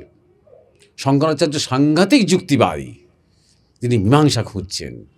বিবেকানন্দ সাংঘাতিক যুক্তিবাদী, ঠাকুরের সঙ্গে মুখে মুখে তর্ক করছেন, কিন্তু তিনি সিদ্ধান্ত খুঁজছেন, রেজলিউশন চাইছেন, মীমাংসা চাইছেন। কিন্তু না না, আপনার এই কথা, এই শব্দটার ভুল আছে, ওই তত্ত্বটার ভুল আছে, এটা ছিদ্র খোঁজা। আপনি ভণ্ড টণ্ড এইসবগুলো বলে, এগুলো ছিদ্র খোঁজা। এরকম যুক্তিবাদী অসংখ্য, এদের সাথে কথা বলে লাভ নেই, সেটা আলাদা কথা। তো না হলে বেদান্ত ওয়েলকাম করছে জিজ্ঞাসা, ওয়েলকাম করছে তর্ক, ওয়েলকাম করছে কাউন্টার পয়েন্ট। আমাদের গুরুদেব কোনো একটা কথা বলে চ্যালেঞ্জ করতেন, আমার চ্যালেঞ্জ করতেন, আমায় কন্ট্রাডিক্ট কর, তর্ক কর আমার সাথে, বল এই বিরুদ্ধে তোরা কী বলতে পারবি। বলতাম, একদম তর্ক করতেন, জিততেন, তবে ছাড়তেন, এই যে ব্যাপারটা। অর্থাৎ এটাই আমাদের ভারতবর্ষের ধর্ম। তাই যারা ওইসব না জেনেই মানাটা আরম্ভ করেছে এবং না মানাটা আরম্ভ করেছে, না জেনেই না মানা, তাদের যদি মনে হয় তারা অঙ্গদান করেছে, তাদের নিজের নিজ অভিরুচি। কিন্তু মহামায়ের এই জগতে কিন্তু তার কনসিকোয়েন্স আছে। তারা মানুক আর না মানুক, তার পরিণতি আছে। হিউম্যানিটেরিয়ান দিক দিয়ে ভালো, আপাতদৃষ্টিতে গুড, দেহদান টেহদান। আরেকটা ব্যাপার, থার্ড পয়েন্ট, লাস্ট, সেটা হচ্ছে এই দেহদান করে স্টাডি করা মেডিকেল সায়েন্সে। দেখুন, মেডিকেল বিষয় নিয়ে আমাদের দেশ প্রায় অথর্ববেদ থেকে যদি শুরু করি আমরা, প্রায় 25-30 হাজার বছর ধরে একটা পরম্পরা।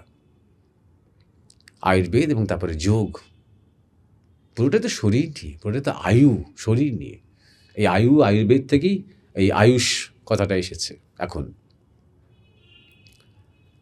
আর এই যে এখনকার যে মেডিকেল সায়েন্স বলি আমরা, যেটা মেইন স্ট্রিম মেডিকেল সায়েন্স, এটা 200 বছর, তাও নয়। ইনফ্যাক্ট দ্বিতীয় বিশ্বযুদ্ধ পরেই ঠিক হলো যে যত প্রত্যেকটা কলোনাইজ দেশে যত নিজস্ব মেডিকেল সিস্টেম আছে, সেটাকে ঝাড় ফুঁক তন্ত্র মন্ত্র কালবিদ্যা বলে চালিয়ে দাও। আর এই আমাদের যে তথাকথিত অ্যালোপ্যাথি যে যেটা অ্যাকচুয়ালি ওই আয়ুর্বেদ বা চাইনিজ মেডিসিন বা পুরনো গ্রিক মেডিসিন, সেখান থেকে চুরি করা, পেটেন্টাইজ করা, করে মার্কেট ক্যাপচার করা, সেটাকে মেইন বলে চালিয়ে দাও। সুতরাং 100 বছর এখনও হয়নি সেই জায়গাটা। তো তাই জন্য আমাদের 30,000 বছরের যে আয়ুর্বেদ, তাতে কিন্তু এই শরীর বা শব ব্যবচ্ছেদ করে শরীরটাকে জানতে হবে, এরকম ছিল না। জীবন্ত শরীর থেকেই শরীরকে জানা যায়। আপনি নিজেই ভেবে দেখুন, আপনি কত বডি কাটবেন। 100 বছর আগে বডি কেটে যা জেনেছেন, আজকে বডি কেটে তার চেয়ে বেশি কী জানবেন। আর কটা হাড় আছে, কোথায় চোখ, কোন শিরাপশিরা, কোন চ্যানেলগুলো দিয়ে রক্ত বেরোচ্ছিল, কোথায় কিডনি, কোথায় লাংস। সুতরাং এই যে দেহদান নামক একটা বিরাট মহিমান্বিত যে ব্যাপার, স্কেলিটন ঝুলবে আপনার টং টং টং টং করে ল্যাবরেটরিতে, এটা কী মাহাত্ম্য আর আছে, সেটা তো এলিমেন্টারি। সেগুলো তো যখন জেনে গেছে মানুষ।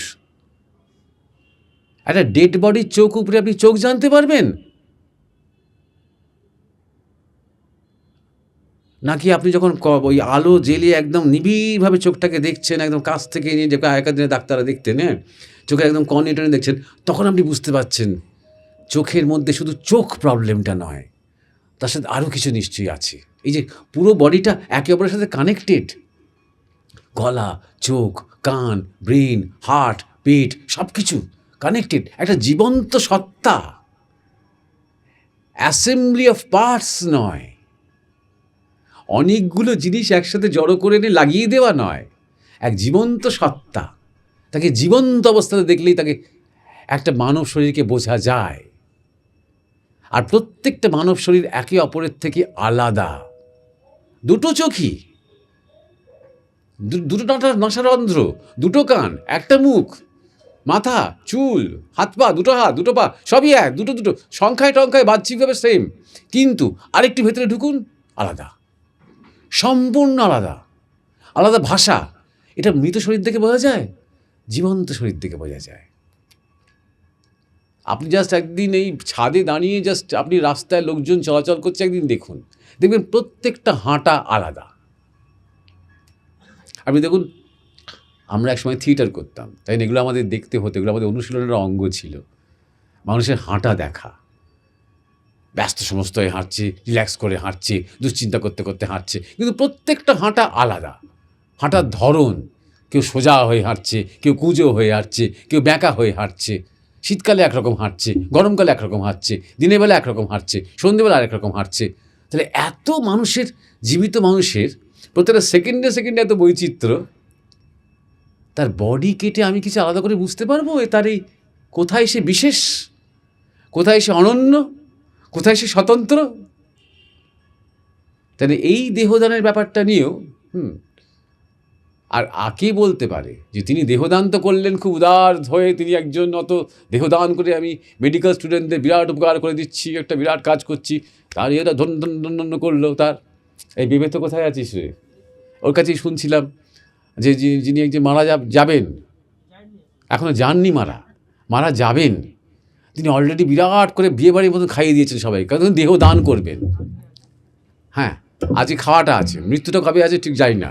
হ্যাঁ, এই দেহ দান করবেন বলে এই আজই আমার কাছে পারমিশন দিচ্ছেন ভেবে তো আমি খেতে পারি সেটাতে। তিনি দেহ দান করবেন বলে হ্যাঁ তিনি আগে থেকে খাইয়েটাই দিচ্ছেন। সবটাই একটা লোক দেখানো পিচ্চা প্রবেশে আমার, কিছু মনে করবেন না। লোকে বাবা কত বড় মন, কি সাহসী, হ্যাঁ, নিজে মারা যাবে বলে সবাইকে আগে থেকে খাইয়ে দিচ্ছে, যেহেতু শ্রাদ্ধ শান্তি হবে না, যেদিন দেহ দান করবেন, বাবা দেহ দান করবেন, বাবা কত সংস্কার মুক্ত, কি মডার্ন, কি আধুনিক, কি কি অহিন্দু কত দেখো। হিন্দুরা তো নিজেদের খুব অহিন্দু দেখাতে ভালোবাসে, কত অহিন্দু দেখো, তাই না? সুতরাং এই মধ্যে আমি একটু তিনি তো এবার বেচারা যিনি দেহ দান করবেন তিনি তো আর এসব সূক্ষ্ম শরীর, পেট শরীর, জন্মান্তর সব মানেন না, বলাই বাহুল্য। কিন্তু যখন তার ওই বডি নিয়ে সব স্টুডেন্ট এবং অধ্যাপক আশা করছি তারা কাটাকুটি করে, কারণ আজকাল তো পাচারও হয়। আর সত্যি কথা বলতে কি, রিসার্চ গবেষণা সত্যি করে করার কিছু নেই, সত্যি করে করার কিছু নেই। শুধু আজকাল তো অনেক অঙ্গ টঙ্গ ইত্যাদি ইত্যাদি, হাত পা, হাড়টার হাড়গোড়, বিশাল ব্ল্যাক মার্কেট আছে এগুলোর। যত দান বাড়বে না তত এই মার্কেটগুলো বাড়বে। সেটা যখন হবে, যখন খণ্ড বিখণ্ড হয়ে বাড়িটা বিভিন্ন জায়গায় কাটবে, তখন সূক্ষ্ম শরীরটা তখন দৌড়বে পেছন ওই আসক্তি,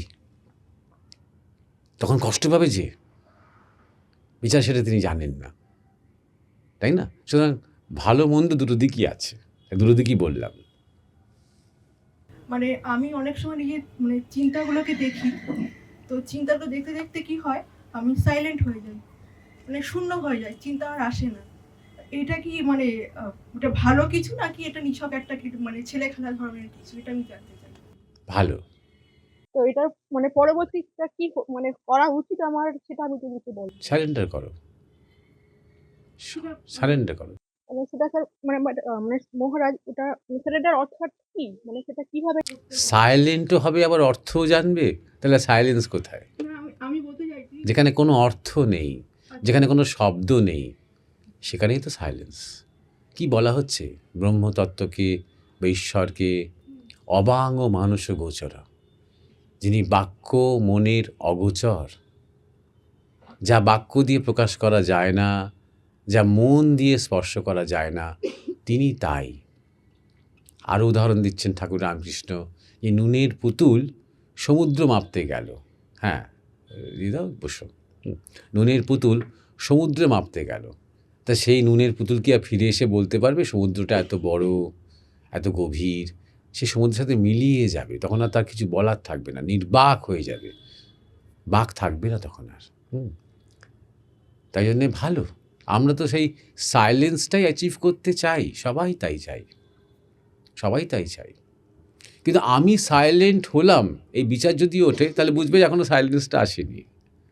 কারণ সাইলেন্সের মধ্যে একটা আমার সাইলেন্স, হ্যাঁ, বা আমি 2-3 মিনিট কোনো রকমের সাইলেন্ট থাকতে পারলাম, তখন এখনও চেতনা রয়েছে সাইলেন্ট আছি, হ্যাঁ। কিন্তু তবু যদি মনের মধ্যে গজর গজর বজর বজর যে কনস্ট্যান্টলি শব্দের কোলাহল চলে, যদি বন্ধ হয়, সেখান থেকে তো শুরু হয় আমাদের আধ্যাত্মিক যাত্রা, সেখান থেকেই শুরু হয়। যারা জপ করে একটা কোনো শব্দ নিয়ে, একটা কোনো বীজ মন্ত্র নিয়ে, যারা গুরুর কাছ থেকে মন্ত্র পেয়েছে, যারা জপ করে, এই জপ করার কি উদ্দেশ্য?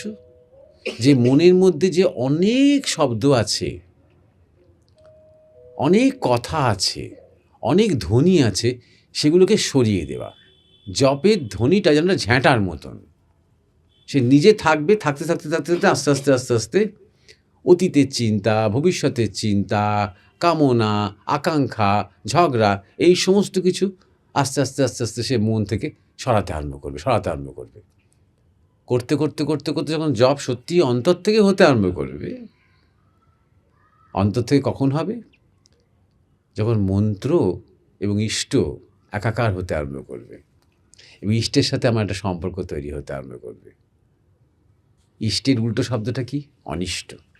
যে চিন্তা আমার ক্ষতি করে তা অনিষ্ট, আর যে চিন্তা বা যে রূপ আমার কল্যাণ করে, আমার মঙ্গল করে, তা ইষ্ট। ইষ্ট থেকে অভীষ্ট। তা সেই যখন ইষ্ট এবং বীজ একাকার হতে আরম্ভ করবে, আর আমার সাথে একটা গভীর সম্পর্ক তৈরি হতে আরম্ভ করবে, যে ইষ্ট চিন্তা করতে আরম্ভ করলে মনটা ভালো হচ্ছে, মনের মধ্যে সমস্ত দুশ্চিন্তা কেটে যাচ্ছে, এবং অন্যান্য চিন্তাগুলো সব সরে যাচ্ছে। তখন থাকছে শুধু ইষ্টমন্ত্র আর আমি, ইষ্টমন্ত্র আর আমি, এই ডুয়ালিটি, এই দ্বৈততা, আর কিছু নয়। তাহলে মন্ত্রের অ্যাকচুয়াল কাজটা কি হলো? বাদ বাকি চিন্তাগুলো যেগুলো আমার অনিষ্ট করছিল তাকে সরিয়ে দেওয়া, করে ইষ্টমুখী করে দেওয়া। কারণ বেসিক্যালি আমাদের প্রত্যেকের মধ্যে, বেশিরভাগ মানুষের মধ্যে শ্রুতি তৃষ্ণাটা বেশি, অর্থাৎ সুর, গান, ছন্দ, কথা, শব্দ আমরা ভালোবাসি, শ্রুতি তৃষ্ণাটা বেশি। তাই না? যত ঠাকুরকে নিয়ে যত হয়েছে আমাদের কালচারাল যে এক্সপ্রেশনসগুলো তুমি দেখো, কত গান আমাদের দেশে, সে ভজন হোক, কীর্তন হোক, শ্যামাসঙ্গীত হোক, বাউল গান হোক, রবীন্দ্রসঙ্গীত হোক, কত গান ভগবানকে নিয়ে, সঙ্গীত নিয়ে, সঙ্গীতের উপর দিয়ে প্রকাশ করেছি আমরা। কত রাগরাগিনী, সব ভগবানের জন্য। কত সেতার, সরোদ, ওস্তাদ, কালোয়াতি, কত কি, সব কিন্তু ভগবানের জন্য। কারণ আমাদের শ্রুতি তৃষ্ণা বেশি।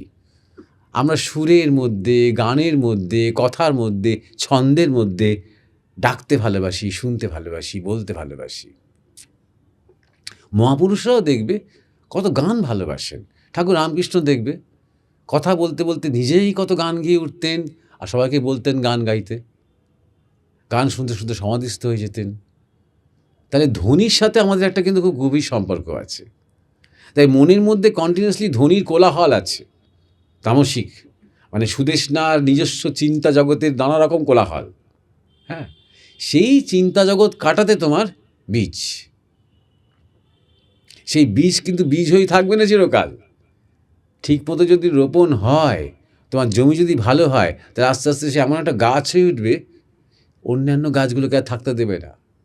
দেখবি যখন বট গাছ বা অশ্বত্থ গাছ হয় না, তখন অন্য ছোটো ছোটো ছোটো ছোটো যেগুলো তামসিক গাছ আস্তে আস্তে শুকিয়ে যায়। এই বিশালের সামনে না আর তারা টিকতে পারে না। এত কিছুর উদ্দেশ্য কি বলতো? ওইখানে আটকে থাকা নয়, কিন্তু ওই বট গাছের ফলের জন্য আটকে থাকা নয়। এর উদ্দেশ্য হচ্ছে একদিন যখন শুধু তুমি আর ইষ্ট, তুমি আর মন্ত্র আছে, আর কিচ্ছু নেই।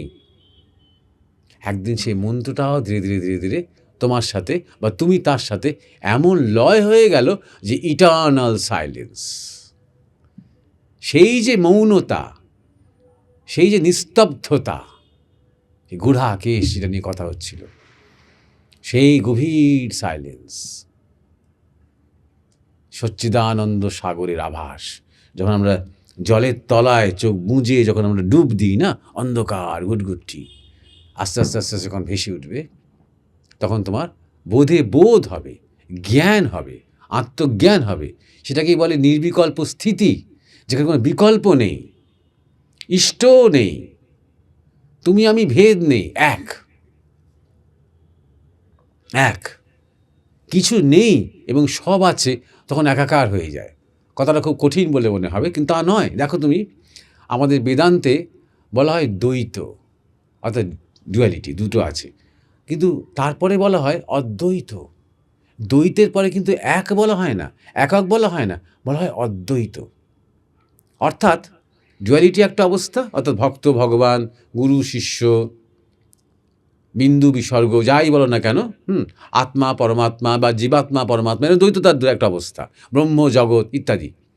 কিন্তু তারপরে যখন সব একাকার হয়ে যাচ্ছে, তখন কিন্তু এক বলছে না বেদান্ত, ঋষিরা বলছেন অদ্বৈত, যাহা দুই নয়। কি অদ্ভুত সূক্ষ্ম, কত গভীর এই বিচার। যাহা দুই নয় তাহা যে এক, তাও নয়। কারণ এক বললে তো কোনো একজন কাউন্টার কেউ থাকে, যে কাউন্ট করছে, যে গুনছে, এটা এক। কে বলবে এক? কে বুঝবে এক? কার বোধ এক? তাহলে এক, একাকার, শূন্য, সেখানে সব মিশে গেছে। তাই জন্যে ভগবান বুদ্ধ, ঈশ্বর আছেন নীরব, নেই নীরব, কারণ বলা যায় না সেটা। তাই না, সাইলেন্স যেটা তুমি বলছো, সেই সাইলেন্সটা হচ্ছে প্রথম স্টেপ।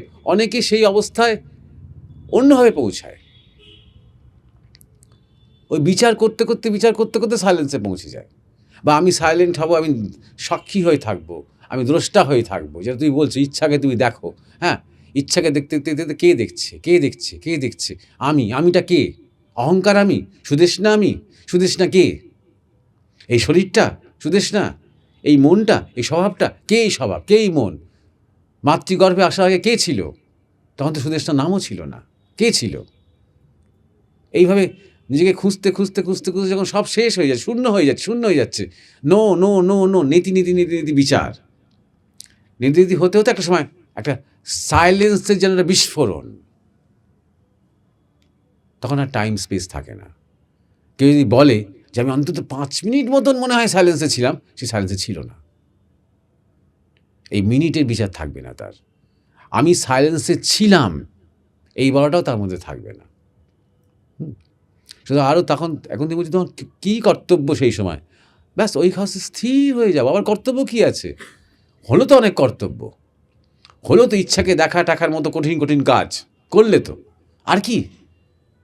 এবার সেখানেই স্থির হও, সেখানেই সমর্পণ করো, সেই সাইলেন্সেই ডুব দাও, তোমার আমিত্বকে নিয়ে ডুবে যাও একদম তার মধ্যে। ব্যাস, তারপর কি হবে? ঈশ্বরের ইচ্ছা, দেখা যাবে কি হবে। নিজেকে জানবে আসলে তুমি কে, তুমি কি, কিন্তু নিজেকে জানবে, কোনো প্রজেকশন রেখো না, এইটা হবে। তারপর আমি ফিরে এসে বলতে পারবো সবার ভূত ভবিষ্যৎ, ওইরকম কিছু ভেবো না, ওরকম কোনো প্রজেকশন রেখো না। জাস্ট সাইলেন্সটা যখন আসবে, যখন তোমার মনে হবে যে একটা স্তব্ধতা আবহ তৈরি হয়েছে, আর কিছু নেই, তখন তার মধ্যে ডুব দাও, স্থির হও সেখানে। শ্রী অরবিন্দের প্রথম যখন যে ধ্যানের যে শিক্ষা, তার ঠিক সেরকমভাবে গুরু ছিল না। লেলে বলে একজন তাকে একটু মেডিটেশন শিখিয়েছিল, তাকে এইরকমই শিখিয়েছিল। তাকে বলেছিল যে তুমি একটা কাজ করো, তুমি মনে করো যে তুমি একটা কাঁচের গোল দেওয়ালের মধ্যে বসে আছো, আর যত তোমার চিন্তা, ভাবনা, বাসনা, ইচ্ছা, ক্রিয়া, প্রতিক্রিয়া যা কিছু আসছে ওই কাঁচের দেয়ালে ধাক্কা খেয়ে চলে যাচ্ছে, তোমাকে আর স্পর্শ করতে পারছে, এটা মনে করো। এরমভাবে উনি নিজেও করেছেন, হয়তো কয়েকজনকে শিখিয়েছেন তিনি, কিন্তু এটা হচ্ছেন অরবিন্দ। অর্জুনের থেকেও মানে সাংঘাতিক ক্ষুরধার তার কনসেন্ট্রেশনের ক্ষমতা অরবিন্দ। একদিন, দুদিন, তৃতীয় দিন কমপ্লিট হয়ে গেল তার পুরো ব্যাপারটা। তিনি ঠিক এক্স্যাক্টলি তাই করতে আরম্ভ করলেন, যে বসে আছি আমি স্থির, আমার সমস্ত চিন্তা, ভাবনা, বাসনা যা কিছু আসছে ওই কাঁচের দেয়ালে লেগে চলে যাচ্ছে, আমি নির্বিকার, আমি কোনোভাবে বিদ্ধ হচ্ছি না তার দ্বারা। 3 দিনের পর তিনি দেখলেন, তারপর তার চেষ্টা করতে হচ্ছে না, তিনি দেখলেন সবসময় সেই অবস্থাতেই আছেন। ঠিক যেমন সিনেমা দেখে মানুষ ছায়াছবির মতন, তেমনভাবে চেনা, পরিচিত, অপরিচিত, তার কলেজের স্টুডেন্টস, তার পত্রিকার লেখালেখি সব কিছু ছায়াছবির মতন আসছে যাচ্ছে। তিনি সব কিছু থেকে আলাদা, সব কিছু থেকে তিনি আলাদা, সবটাই দেখছেন, সবটাই জানছেন, সবটাই বুঝছেন, কিন্তু তিনি যেন দ্রষ্টা হয়ে, তার আসল অবস্থানটা দ্রষ্টার, ভোক্তার নয়। সুতরাং এইভাবে প্র্যাকটিস করে যাও। কিন্তু এইখানেই শেষ নয়, এখানেও দেখো ডুয়ালিটি আছে, আমি আর ছায়াছবির মতন দেখা জগৎটা, দ্বৈততা আছে। এটাই তাই জন্যে কমপ্লিট নয়, তাই সবিকল্প একটা অবস্থা বলতে পারো এটা। সবিকল্প থেকে নির্বিকল্প যাওয়া, দ্বৈততা থেকে অদ্বৈত তত্ত্বে যাওয়া, জার্নি শেষ যে প্রান্ত, সেই জন্যে সচেষ্ট হও। তার জন্য দরকার স্যারেন্ডার। কারণ বাধাটা কোথায় বলো তো? আমি, ইগো হোলটাই হচ্ছে বাধা। ঠাকুর রামকৃষ্ণ বলতেন, আমি মোলে ঘুচিবে জঞ্জাল। আমি বলে যাকে ভাবি, সেই নাম রূপধারী সেই আমি, সে যখন মরবে, নাশ হবে, লয় হবে, জঞ্জাল ঘুচবে। তা আমিটা হচ্ছে লাস্ট বাধা। তাই জন্যে দ্বৈততাতেই বহু সাধক সাধিকা জন্ম জন্মান্তর আটকে থাকে, আমিটাকে ছাড়তে পারে না। আর আমিটাকে ছাড়াটা সহজ নয় তো। আমি যদি এখন বলি যে আমি ঠিক করেছি এখন থেকে আমি আমিটাকে ছাড়বো, এই যে আমি যে বলছি সেও তো একটা অহংকার, অত সোজা নয়। গুরুকৃপা দরকার হয়, এইখানে এসে গুরুকৃপা দরকার হয়। তুমি এই সাইলেন্স যদি তোমার অনুভূতি হয়ে থাকে, ওয়েলকাম, জানবে সেইখান থেকে তোমার আধ্যাত্মিক যাত্রা শুরু হবে।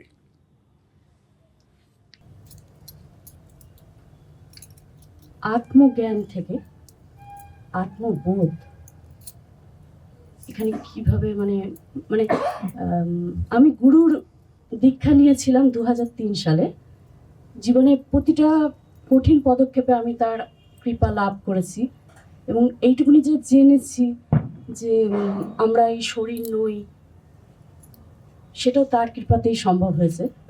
কিন্তু এখন আমার জিজ্ঞাসা যে আমার গুরু শরীর ছেড়েছেন ওই বছরই, যার জন্য তখন বোধও ছিল না যে গুরুর সঙ্গ করা, সেই বোধও ছিল না বা সেটা সম্ভবও হয়নি। কিন্তু এখন যখন দেখছি যে জীবনের পরম উদ্দেশ্য সেই আত্মবোধে পৌঁছানো, সেটা কি মানে এইভাবে সম্ভব, মানে শুধু গুরুর কৃপাতেই? আসলে আমি না মানে এই জিজ্ঞাসাটা শান্ত করার জন্য আমি কোথায় যাব, কি করব, এই ভেবে ক্রিয়াযোগের পথ মানে সেখানে গিয়েছিলাম। কিন্তু কিছুদিনের মধ্যেই বুঝতে পারলাম যে এটা আমার পক্ষে হয়তো ভালো হচ্ছে না, ঠিকঠাক মনে হলো না, যার জন্য আবার নিজে একাই চেষ্টা করে যাচ্ছি। এবং গুরুর কৃপায় যেটুকুনি এগোতে পেরেছি তারই কৃপা। বুঝতে পেরেছি। তো শ্রাবণী পাল তোমার নাম, তাই না? আত্মজ্ঞান আর আত্মবোধ বললে, তাই তো?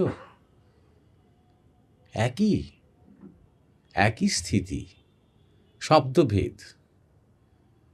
যোগের ভাষায় বলে সমাধি, জ্ঞানের ভাষায়, বেদান্তের ভাষায় বলে ব্রহ্মজ্ঞান। ভক্তির ভাষায় বলে ঈশ্বর দর্শন, কখনো জ্ঞানের শব্দে বলে আত্মজ্ঞান।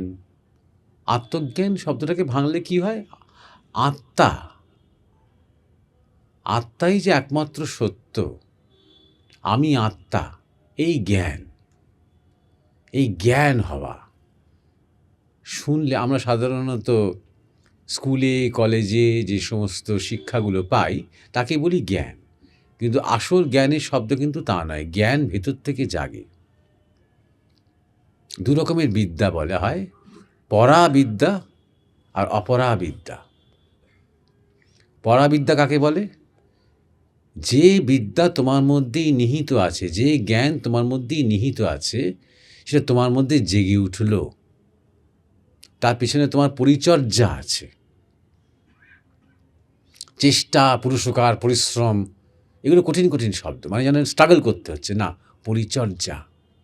ঠিক যেমন আমরা একটা গাছকে বাগানে বড় হচ্ছে তার পরিচর্যা করি, তার সাথে মারামারি করি না, তার পরিচর্যা করি।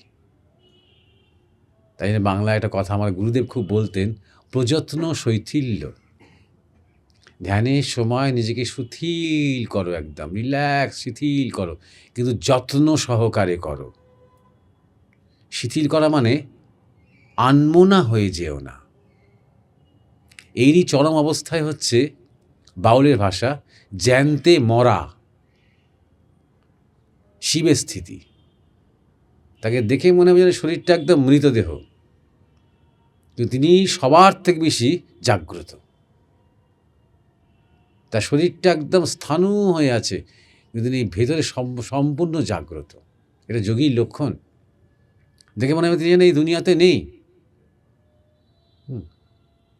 হঠাৎ তুমি একটু সামান্য একটু কেশি উঠল, তিনি ওই অবস্থাতেই বললেন, কী রে, কাশি হয়েছে, সর্দি লেগেছে, ওইভাবে আর কি যেন নর্মাল কথা বলছিলেন তিনি। অর্থাৎ পূর্ণ জাগ্রত তিনি, এই জ্যান্তে মরা। তো এই মানে বিষয়টা মনে রেখো যে এই যে নিজেকে আত্মা বলে জানা, এই জানাটা বাইরে থেকে কিছু থিওরিটিক্যাল জানাই নয়, এই যে প্র্যাকটিক্যাল জানা, একদম সত্যি সত্যি জানা। এবং সেই জানাটা একবার হলে তার থেকে বিচ্যুত হওয়া যায় না। এমন আমি কখনো বলতে পারবো না, বা কোনো সাধু বা কেউ, তুমি নিজেও কখনো বলতে পারবে না যে আমি 2007 সালের 17ই জানুয়ারি আমার আত্মজ্ঞান হয়েছিল, কিন্তু এখন আর আমার ভুলে ভুলে গেছি। এটা হয় না। কোনো কবিতা পড়েছিলাম, ভুলে ভুলে গেছি, গান শিখেছিলাম, ভুলে ভুলে গেছি, মাস্টারমশাইয়ের কাছে শিক্ষা নিয়েছিলাম, ভুলে ভুলে গেছি, সাধু সৎসঙ্গ করেছিল, ভুলে ভুলে গেছি, হতে পারে। কিন্তু আত্মজ্ঞান হয়েছে ভুলে ভুলে গেছি, এটা হতে পারে না। যেমন তুমি বলতে পারবে না কখনো যে আমার নাম যে সুদেষ্ণা, এটা আমি আজকে সকাল থেকে মনে করতে পারছিলাম না, কারণ তুমি তোমার আমিত্বের সাথে সুদেষ্ণাকে এতটাই জড়িয়ে নিয়েছো যে এটা তোমার প্রায় একটা অচেতন বোধের জায়গায় চলে গেছে। কিন্তু আত্মজ্ঞান যেটা হবে না, এটা সমস্ত স্মৃতি তোমাকে ফিরিয়ে দেবে, আসল তোমার স্মৃতি। কী অর্থে বলছি?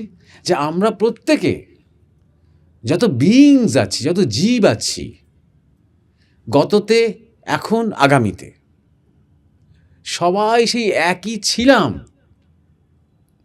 এখন বহুতে বিভক্ত হয়েছি এবং একটা অজ্ঞানতার মোড়ক পড়ে গেছে। তাই একটা আমাদের এই যে আকাঙ্ক্ষা, একটা সময় আসে যখন আমরা সবাই ঈশ্বর কথা শুনতে চাই, আমি ভগবত কথা শুনতে চাই, আত্মজ্ঞানের কথা শুনতে চাই। কেন বলো তো? কোথাও আমাদের মনে হয় ঘরে ফেরার সময় হয়েছে।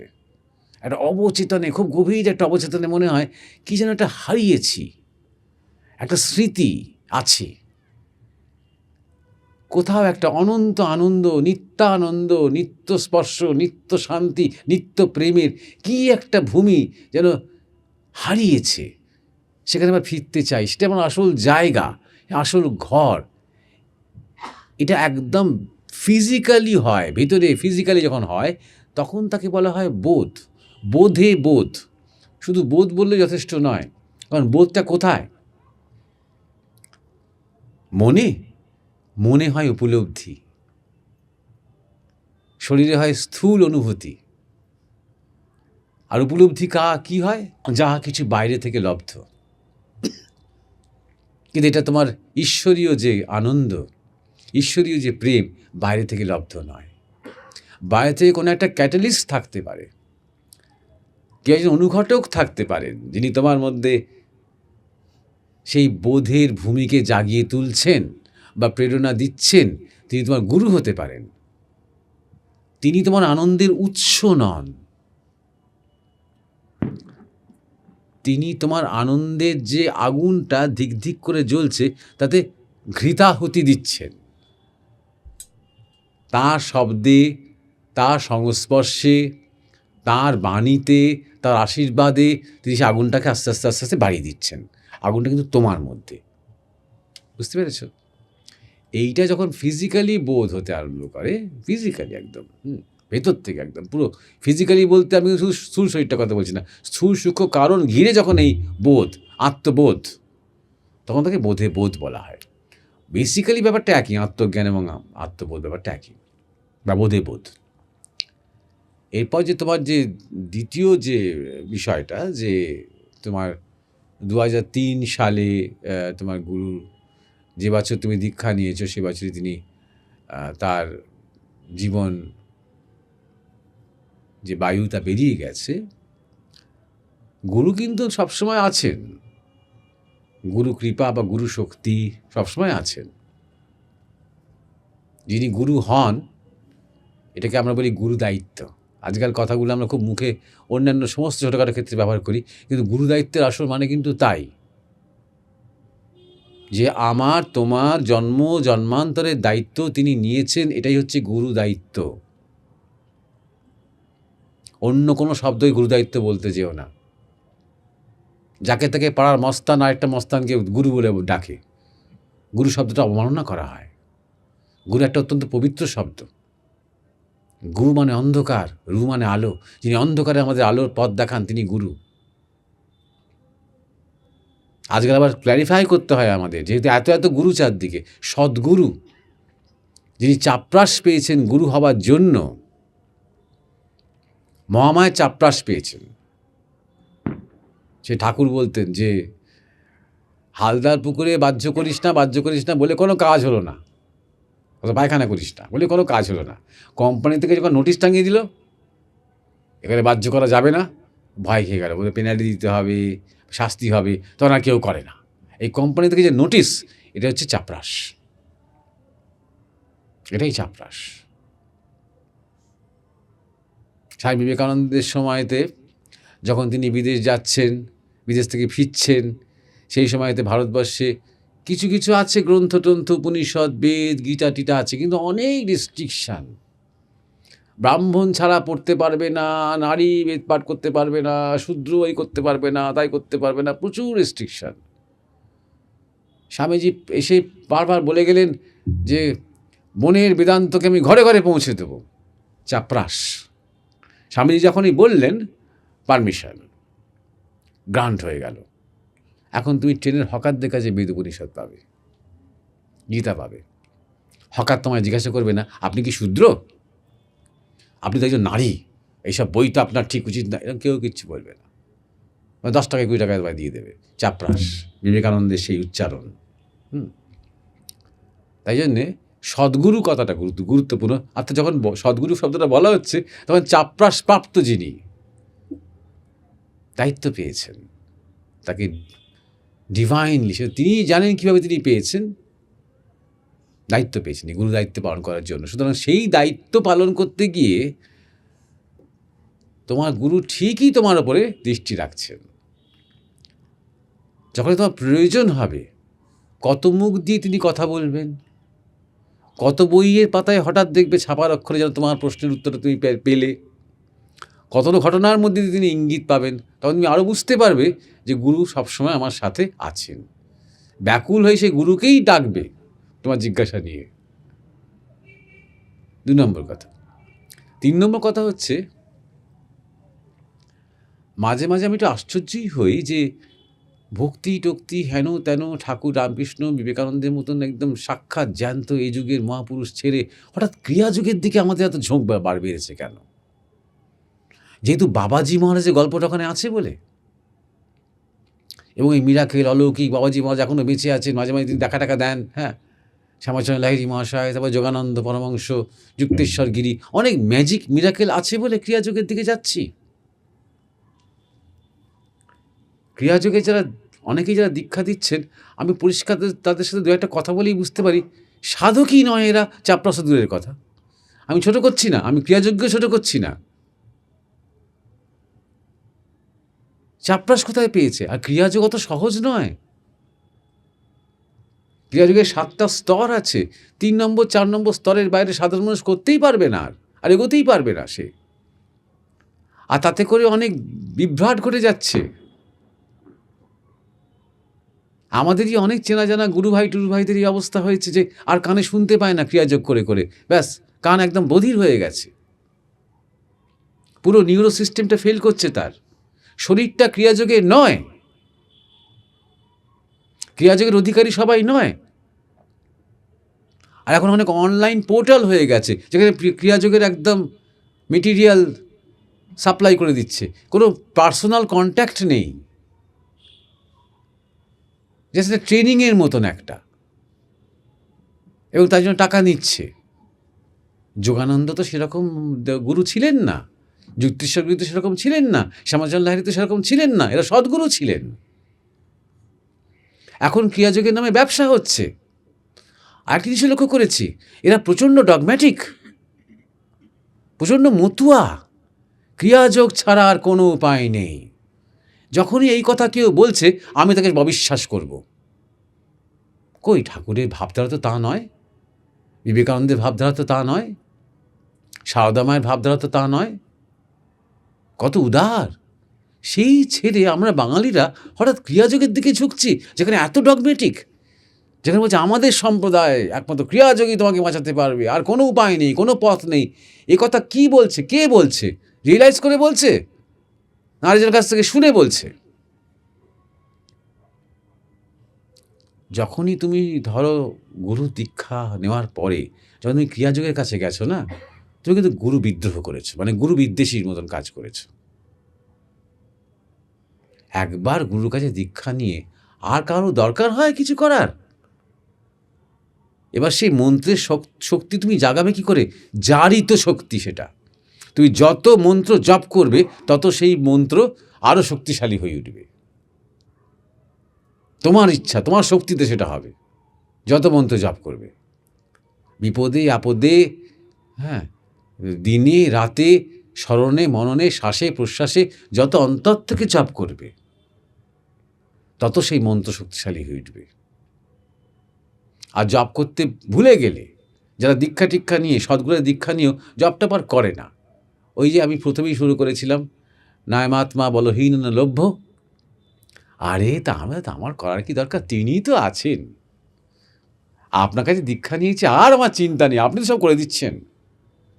পাটোয়ারি বুদ্ধি। অন্য সব কিছু করার সময় কিন্তু নিজে করবে, রান্না করাই হোক, অফিস যাওয়াই হোক, টাকা কামানোই হোক, যা কিছু করার হোক, কোথাও একটা ইনভেস্ট করলে অনেক লাখ লাখ টাকা পাওয়া যাবে, দৌড়নো সেখানে হলেই হোক, যাই হোক, সেটা কিন্তু নিজেই চেষ্টা করে করবে। তখন বলবে না যে ও তো ভগবান আছেন, ঠিক আমার লটারি জিতিয়ে দেবে, এরকম বলবে না তখন। এই পাটোয়ারি বুদ্ধি। তখন কি হয় বলো তো? 6 মাস, 1 বছর, 2 বছর মন্ত্র ভুলে যায়। সাধন পদ্ধতি তো ভুলে যায় বটেই, মন্ত্রটা, ওইটুকুন মন্ত্র সে ভুলে যায়। যখনই ভুলে গেল জানবে এটা একটা মহামায়ের কোপ পড়লো তার উপরে। একের পর এক দুর্গতি হতে আরম্ভ করে তার জীবনে। যতক্ষণ সে ছুটে আসে, এগুলো কৃপা, এগুলো কোনো অভিশাপ নয়, কৃপা। যতক্ষণ আবার ছুটে আসে গুরুর কাছে, আমার কি হলো, বকুনি খায়, শাসন হয়, যা হোক, তারপর আবার যখন তাকে মনে করিয়ে দেওয়া হয় আর বুঝে দেওয়া হলে এবার দেখেছিস কি হবে তোর, এই মন্ত্র জপ না করিস, ফাঁকিবাজি করিস, তখন সে সম্বিত ফিরে পায়। সেরকম গুরুর দীক্ষার পরে যখন আমি আবার একটা সাধন পথের দিকে গেলাম, যদি ক্রিয়াযোগ তোমার পথ হতো, তোমার গুরু তোমায় বলতেন, সেটা বলতেন যে আজকে তুই দীক্ষা নিলি, কিন্তু আজ থেকে কয়েক বছর বাদে তুই দেখবি ক্রিয়াযোগের দিকে তোর একটা ঝোঁক আসবে, তখন যাবি ক্রিয়াযোগের দিকে। তখন হয়ে গেল কিন্তু অনুমতি, তাই তোমার মঙ্গল হতো। সেরকম যদি কোনো ইনস্ট্রাকশনস নেই, তুমি স্বপ্নতে বা দর্শনেও সেরকম ধরনের তুমি কিছু পাওনি, তারপর just out of curiosity, out of কৌতূহল, দেখি তো আমার কিছু অভিজ্ঞতা হয় কি না, অনুভূতি হয় কি না, কিছু দর্শন স্পর্শন হয় কি না, কিছু ম্যাজিক ট্যাজিক হয় কি না। তো এরকম একটা কোনো কারণে ধরো তুমি ক্রিয়াযোগের দিকে গেলে অন্যায় করেছো, নিজের সাথে নিজে হঠকারিতা করেছো, করা উচিত নয়। সুতরাং গুরু তোমাকে যা দিয়েছেন সেটা ধরে নিষ্ঠা ভরে এগিয়ে চলো।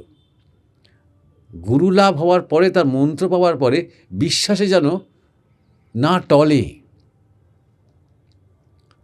তুমি আমি কোন ছাড়, বিবেকানন্দের মতন লোক গুরু ভাইদের, তার নিজের গুরু সন্ন্যাসী গুরু ভাইদের সান্ত্বনা দিচ্ছে, হ্যাঁ, যেমন ওদের মধ্যে মাঝে মাঝে একটু সংশয় এসে যাচ্ছে যে ঠাকুর কাছে দীক্ষা টিক্ষা নিয়ে আমাদের কি হলো। তখন রামকৃষ্ণ মিশন হয়নি, তখন একদম ভিখিরির মতন অবস্থা। ঠাকুর রামকৃষ্ণ এত বড় মহাপুরুষ, হ্যাঁ, তার কাছে দীক্ষা নিয়ে আমাদের কি হলো, কিছুই তো কিছু বুঝতে পারছি না। স্বামীজি তখন বলছেন, দেখো কত মর্মস্পর্শী কথা, ধরে নে ওই বুড়ো বামনকে দিয়ে আমাদের জীবনটা বৃথাই গেল, শেষই হয়ে গেল, নষ্ট করলো আমাদের সমস্ত প্রতিভা টতিভা, আমাদের বুদ্ধি, আমাদের বিচার, আমাদের সাধন সব নষ্টই হয়ে গেল। একটা জীবনটা হয় নষ্টই হলো এই বামন পুরোহিতের জন্য। আমাদের ধরে নিয়ে চল, তাই এতটা তারা মানে কী বলবো চ্যালেঞ্জ হচ্ছেন, এতটা তারা আঁকড়ে ধরার চেষ্টা করছেন শুধু ভালোবাসা দিয়ে। তখন শ্রদ্ধা ভক্তি মানে ঠাকুরের মধ্যে আদৌ কোনো শক্তি আছে, আদৌ কোনো মহিমা আছে, এই বিশ্বাসটা পর্যন্ত রাখতে পারছেন না তারা। কত বড় চ্যালেঞ্জ চিন্তা করো তুমি। আর তুমি এইটুকুতেই তুমি মনে মনে ভাবলে যে কি 2003 সালে তিনি চলে গেছেন, আর তো তাকে আর আমার কী বিকল্প কিছু খুঁজতে হবে, তাই না? সতী সাধ্বী স্ত্রী স্বামী মারা যাওয়ার পরে আরেকটা বিয়ে করতে যাওয়ার মতন, বুঝতে পারছো? সুতরাং ওই মতলব ত্যাগ করো। তোমার গুরু তোমাকে যা দিয়েছেন এগিয়ে চলো, মা ভই চরৈবেতি, নিশ্চয়ই তার কৃপা হবে। এই জীবনেই হতে পারে, কেন হবে না, এই মুহূর্তে হতে পারে। তার কৃপা হলে সবই সম্ভব। তার কৃপার জন্য আমরা বসে থাকবো না, আমরা চেষ্টা করব। একটা বাচ্চাকে মা বলছে হেঁটে হেঁটে আয়, হেঁটে হেঁটে আয়, হেঁটে হেঁটে আয়। বাচ্চারা প্রথমত এক্সপেক্ট করছে আমি আর হাঁটবো না, আমাকে মা কোলে তুলে নিয়ে যাবে। এও হাঁটবে না, এও বলছে না আমি তোমাকে ধরবই না। বাচ্চাটা টলমল করে চেষ্টা করতে করতে যখন পড়ে যাবে তখন মা এসে তাক্ক ধরে ফেললো, বুঝতে পারছো? অর্থাৎ মা কিসের জন্য ওয়েট করলো বলো তো? পুরুষকারের জন্য। ফাইনালি ডিস্টেন্সটা কোলে করেই কাভার হলো, কিন্তু ওই যে 3-4টে পা সে চেষ্টা করলো একটু টল করে এগোতে, ওইটাতেই কৃপাটা হলো। চেষ্টা না করলে আরও দেরি হতো। তাই কৃপা কখন হবে বলো তো? যখন তুমি একটু চেষ্টা করবে আন্তরিকভাবে, তখন তার কৃপা, গুরুর কৃপা, ঈশ্বরের কৃপা, ভগবতী কৃপা, মহামায়ের কৃপা বুঝতে পারবে তোমার জীবনে। গুরু কি? হ্যাঁ, গুরু কি? ও, আর দ্বিতীয় হচ্ছে গুরুকে আমি চিনব কি করে? কে আমার গুরু হবে? কাকে আমি সেইভাবে তার সান্নিধ্য পাবো কি করে? এই যে একটু আগেই বলছিলাম যে যিনি অন্ধকারে পথ দেখান, গুরু।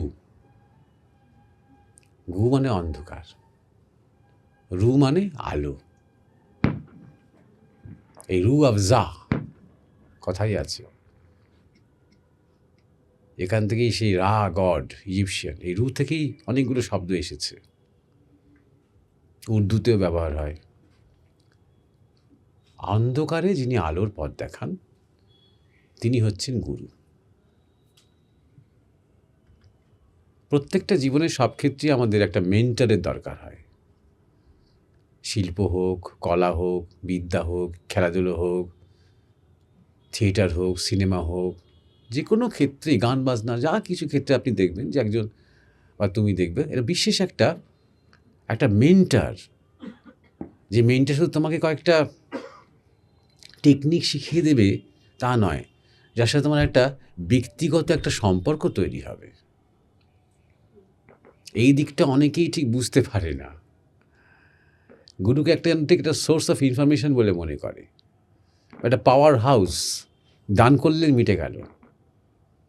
এটা একটা সম্পর্ক, যে সম্পর্কটা সম্বন্ধের দিকে যায়, সেই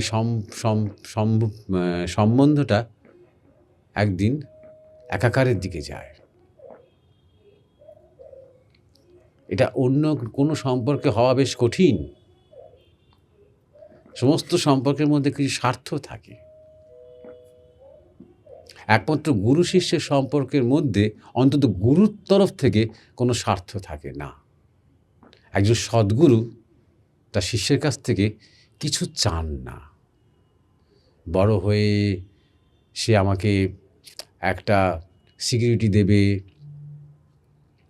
সে আমাকে একটু ভালো অবস্থায় নিয়ে যাবে, সে আমাকে তীর্থ করাবে, সে আমার মৃত্যুর সময় সমস্ত দেখাশোনা করবে, থাকবে ঠিক মৃত্যুর সময়তে, এবং পরবর্তীকালে শ্রাদ্ধ শান্তি সব কিছু করবে, যেরকম থাকে মা বাবাদের। এরকম ধরনের কোনো স্বার্থ চিন্তা গুরুর মধ্যে থাকে না। তিনি যা দিয়েছেন তার উদ্দেশ্য থাকে, যে মঙ্গল হোক, এই জীবনে পূর্ণতা আসুক। এটা তার ব্যক্তিগত কোনো বাসনা নয়, এটাই তার উদ্দেশ্য। তাই এই সম্পর্কটা একদম নিষ্কাম হয়। শিষ্যের মধ্যে প্রথম একটু চাহিদা থাকে, যে গুরু আমার সমস্যার সমাধান করবেন, আমার মুশকিল আসান হবেন, বারবার ছুটে ছুটে আসবে। পরবর্তীকালে যখন একটু জাগতিক থেকে মনটা উঠবে, আমার আধ্যাত্মিক জীবনে আমাকে আর একটু কনসেন্ট্রেশন যাতে করতে পারি তো সাহায্য করবেন, আমাকে দর্শন দেবেন। আমি তো এত জব করলাম তা তিনি একটুখানি আমাকে কিছু করবেন, এবার বিনিময়। আমাদের সাথে এক্সচেঞ্জ বুদ্ধি কাজ করে। আমি তো এত করলাম, এবার বিনিময়। কিন্তু আস্তে আস্তে সেই গুরু সান্নিধ্যে থাকতে থাকতে বুঝতে পারে সে এর চেয়েও বড় এই যে প্রেম, এই সব কিছুর থেকে বড় এই যে গুরু এবং তার সন্তানের মধ্যে, ভগবানের ভক্তের মধ্যে যে প্রেম, এই চাহিদার থেকেও বড়। ঠাকুর রামকৃষ্ণ বলতেন যে সবাই আমার কাছে আসে নানা রকম মতলব নিয়ে, কোনো উদ্দেশ্য নিয়ে, কোনো স্বার্থ নিয়ে, চাওয়া নিয়ে। কিন্তু আমার যে ছেলেগুলো, অল্প বয়সী ছেলেগুলো, এই নরেন, রাখাল, যোগিন, এরা আমার কাছে আসে জানতে যে এদের সাথে আমার কি সম্পর্ক, আমি এদের কে। এই হচ্ছে আসল কথা, এটা আসল কথা। তাহলে গুরু হচ্ছেন তিনি সেই শক্তি যে এই মর্তে ভগবানের প্রতিরূপ। আমরা তো ঈশ্বর কাকে বলে জানি না। যাক, কাউকে যদি বলি ঈশ্বর চিন্তা করো, আমরা জানি না কী চিন্তা করতে হবে। ঈশ্বর তো সাকার নন, ঈশ্বর তো নিরাকার। ভগবান সাকার।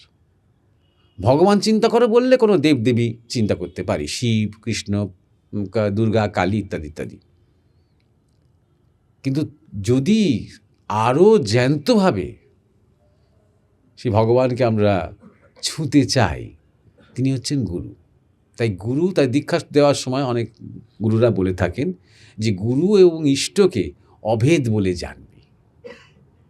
গুরুই সেই দ্বার, মুক্তির দ্বার। ধরা যাক আকাশ, আর আকাশটা দেখা যাচ্ছে দরজা দিয়ে। দরজাটা হচ্ছেন গুরু। দরজাটা আকাশ নয়, আকাশটার দিকে, মানে আকাশের দিকে এগিয়ে দেয়। আকাশটা দেখা যায় সবটা, যতটা তুমি দেখতে চাইছো, যতটা তোমার দেখার আধার। তাই জন্য আমাদের গুরু মহারাজ বাউল গানের লাইন উদ্ধৃতি করে বলতেন, অধরাকে ধরবি যদি ধরার চরণ ধর। সহজ সরল এই লাইনটার মধ্যে কত গূঢ় কথা বলা আছে দেখুন। তিনি অধরা, তাকে ধরা যায় না। আমি একটু আগেই ব্রহ্ম কথা বলতে গিয়ে, আত্মকথা বলতে গিয়ে বললাম অবাঙ্গ মানস গোচরা, তাকে অধরা, তাকে ধরা যায় না। কিন্তু তাকে ধরতে চাই, জানতে চাই। যে ধরতে চাস, ধরার চরণ ধর। যিনি ধরেছেন, যিনি ধরা দিয়েছেন, যে অবাঙ্গ মানস গোচর তত্ত্ব প্রকট হয়েছেন জমাট প্রেম হয়ে চোখের সামনে। ব্রহ্মাকাশে যে মেঘ জমাট হয়েছে, প্রেমের যে মেঘ, গুরু রূপে, ইষ্ট রূপে, ভগবান রূপে, তাকে ধর। অধরাকে ধরবি যদি ধরার চরণ ধর। যাকে ধরা যায়, ধরা যাক অর্জুন বিশ্বরূপ দর্শন করে, বাপ রে বাপ, ব্রহ্মতত্ত্ব, আত্মতত্ত্ব, তাহলে আমি কী করবো? আমি কী করবো এখন, কী চিন্তা করবো? Just think about me. তখন কৃষ্ণ বলছেন, তখন কি? আমাকে চিন্তা করো। আমাকে বুঝতে পারছো তো? এই তো আমার দুটো হাত, দুটো পা, তোমার সাথে কথা বলছি, হাসছি, বন্ধু, তুমি আমার নাম জানো, আমাকে ছুঁতে পারছো। কারো অত ভাবতে হবে না। আমি এই পুরো যা কিছু বললাম, আমি হচ্ছে লিভিং পার্সনিফিকেশন অফ দ্যাট। আমি জীবন্ত বিগ্রহ তার, সেই তত্ত্বের, সেই জ্ঞানের, সেই অসীমতার। সরল করে দিয়েছি তোমার জন্য, দেখো। এইভাবে কৃষ্ণ অর্জুনকে ধরুন ইন্সপায়ার করছে, এখনকার ভাষায় বলতে গেলে এইভাবে। তো এই হচ্ছে সদ্গুরু ভূমিকা। গুরু ব্রহ্মা, গুরু বিষ্ণু, গুরুদেব মহেশ্বর। In what sense? কি অর্থে? ব্রহ্মা কি করে? সৃষ্টি করে। বিষ্ণু কি করে? পালন করে। মহেশ্বর কি করেন? বিনাশ করেন। তাহলে আমাদের প্রথমে আমাদের আগাছা টাকাচা সমস্ত পরিষ্কার পরিচ্ছন্ন করে, সময় যখন হয় জমি কর্ষণ করে, এই যে জমি কর্ষণ করা হলো, আগাছা পরিষ্কার করা হলো, এটা কি? সৎসঙ্গ, সাধুসঙ্গ। জমিটা পড়ে আছে অনেক দিন, অবহেলিত, কোনো যত্ন হয়নি, ভালো সম্ভাবনা আছে। এমন মানব জমিন রইল, পতিত আবাদ করলে ফলতো সোনা, সম্ভাবনা আছে। কিন্তু সম্ভাবনা বিনাশ হয়েছে কেন? অনেক মত পথ তত্ত্ব, এই যে ক্রিয়াযোগ, এই যোগ তাই যোগ সেই যোগ, হ্যাঁ এই ভক্তি সেই ভক্তি, এই করে একদম ভেতরটা জঞ্জাল হয়ে আছে, আগাছা। তিনি প্রথম পরিষ্কার টরিষ্কার সমস্ত কিছু পরিচ্ছন্ন করলেন। সৎসঙ্গ সাধুসঙ্গ, সহজ সরল, আস্তে আস্তে আস্তে আস্তে সেই কখন বীজ রোপণ হয় বলুন তো? যখন জমি উন্মুখ হয়ে ওঠে, এমনভাবে কর্ষণ করা হয়। কৃষ্ণ কথাটা এসেছে কর্ষণ থেকে। যিনি কর্ষণ করেন তিনিই কৃষ্ণ। যিনি হাল চালান তিনি হলধারী বলরাম, কাঁধে হাল তার। কর্ষণ করেন। এই কর্ষণ থেকে কি কথাটা এসেছে বলুন তো? আকর্ষণ করেন। এটাই পরকীয়া। জগৎ, চাকরি, সংসার, কেরিয়ার, ছেলে মেয়ে সব আছে, তারই মধ্যে কোথায় একটা উচ্চ কোনো একটা আকাশ থেকে টান আছে। একটু আগে যেটা বলছিলাম, ঘরে ফেরার টান, ওটাই বাঁশির সুর, ওটাই পরকীয়া। টানছেন কৃষ্ণ সেই তত্ত্বের দিকে, সেই জ্ঞানের দিকে, সেই বোধের দিকে, সেই ভূমির দিকে তিনি টানছেন। এটাই কৃষ্ণ আকর্ষণ করছেন, কর্ষণ করছেন জমি। আস্তে আস্তে জমি উন্মুখ হয়ে উঠছে বীজের জন্য।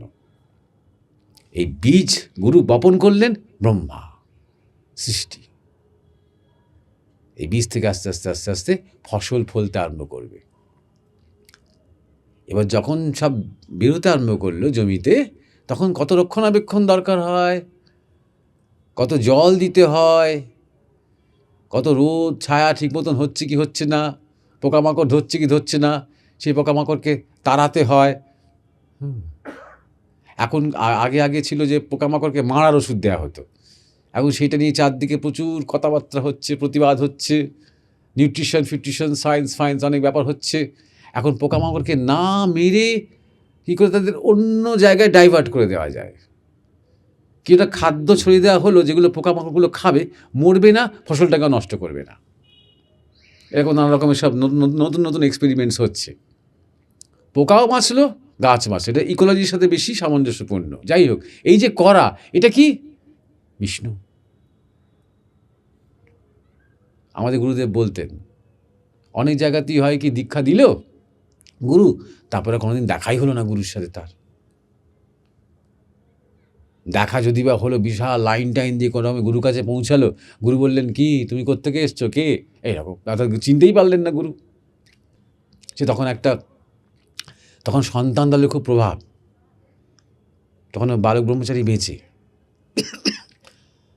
তার 4 কোটি সন্তান, 4 কোটি সন্তান দলে, 4 কোটি সন্তান। আর সন্তানটা কাগজ গুনে মানে তিনি ওই হুট খোঁড়া গাড়িতে করে রাস্তা দিয়ে গাড়ি চলতো, আর হরি লুটের মতন তিনি সে কাগজ বিতরণ করতেন, মন্ত্র লেখা, রামনারায়ণ নাম লেখা কাগজ। যে কুড়িয়ে নিত তার দীক্ষা হয়ে গেল, কুড়িয়ে না নিলে কেউ জানতে পারলো না, কেই বা জানলো যে কোনটা কুড়োনো আর কোনটা কুড়োনো নয়, কতগুলো না কুড়োনো থাকলো, কিন্তু ওই নাম্বার অফ কাগজ 4 কোটি।